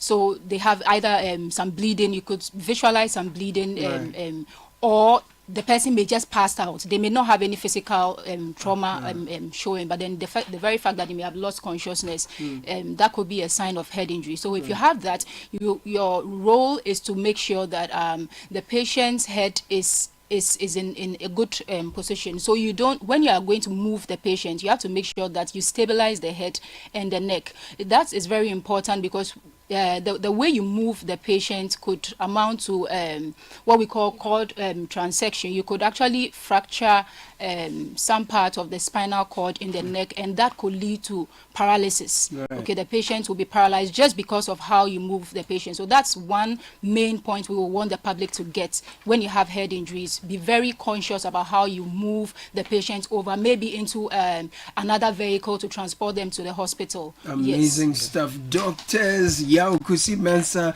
anesthesiologist, and intensivist.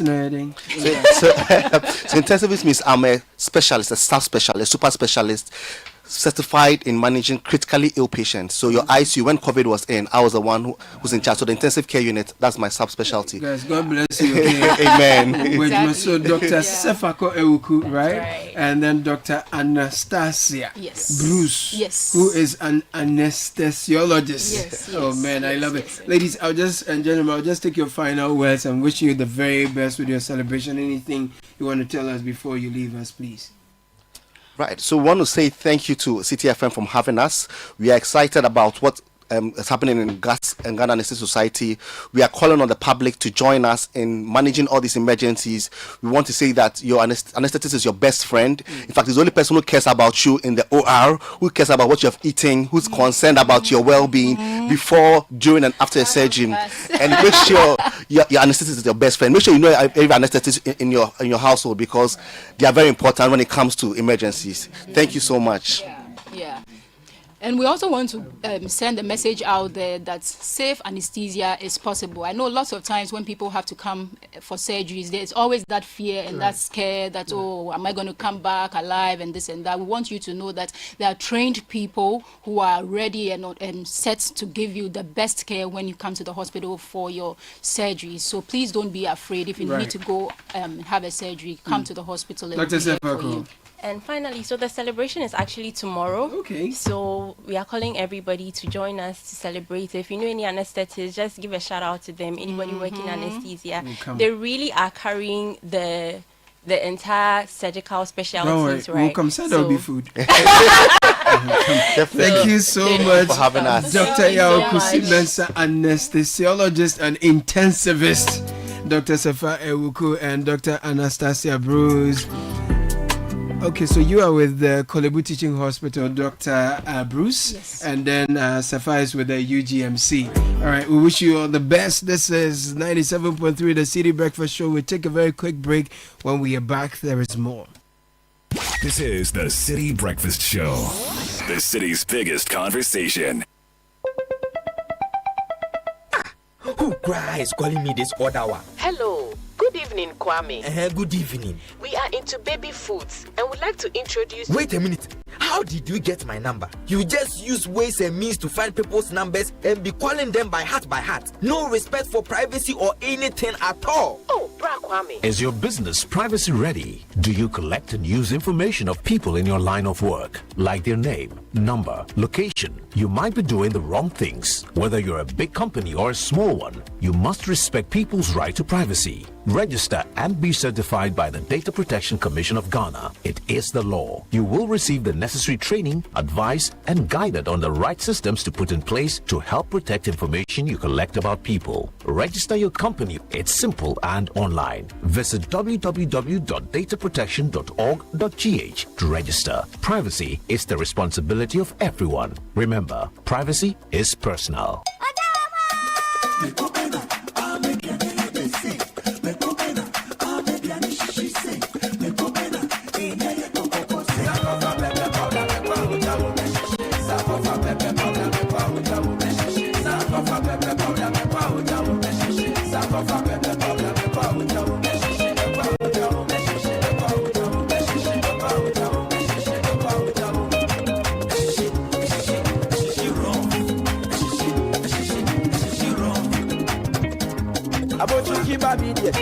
Sankofa, pepper soup where you know, pepper sankofa, sankofa pepper powder, a shishi raw. Sankofa pepper powder, sankofa pepper powder,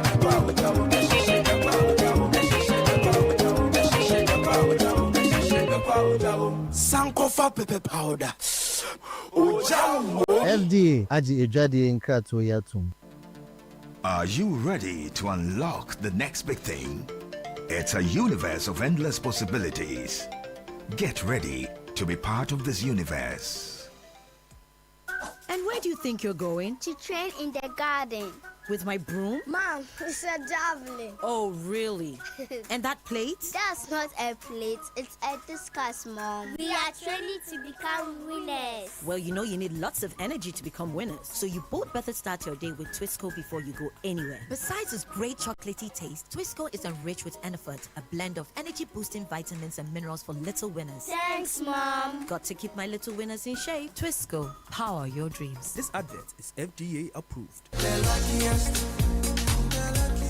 Lucky's everywhere for everyone. This year is going to be sweet. I don't just feel it, I know it, because the Luckiest Season 3 is back. And I'm about to show you how to grab your golden ticket. Just dial *712# and follow the prompts to purchase your ticket. Or go to theluckiestafrica.com, hit community tickets, and pick your lucky number. Or let the system do its magic. Choose how much you want to spend from 1 to 5,000 Ghana cedis. You can even buy a ticket for someone else. Be someone's hero. Payment? Easy. Mobile money in Ghana or card if you're international. One ticket can turn 1 CD into 500 times more. That's maths we love. Or your community could win 10 times more. So let's get lucky together because luck is everywhere. Play responsibly, not for persons under 18 years. This promotion is regulated by the NLA on the Caritas platform. You don't say Premier League no get size, the passion, the goals, hey, it a be rough. And DSTV is giving premium customers the chance to watch a Premier League game live. All you need to do is to keep your DSTV premium subscription active from now till 15th December. Dial *759# and stand the chance to watch your favorite star play before your very eyes. This promo is brought to you by the NLA on the Caritas Lottery platform. T's and C's apply. DSTV, your home of entertainment. City 97.3. Accra. City 97.3. More variety.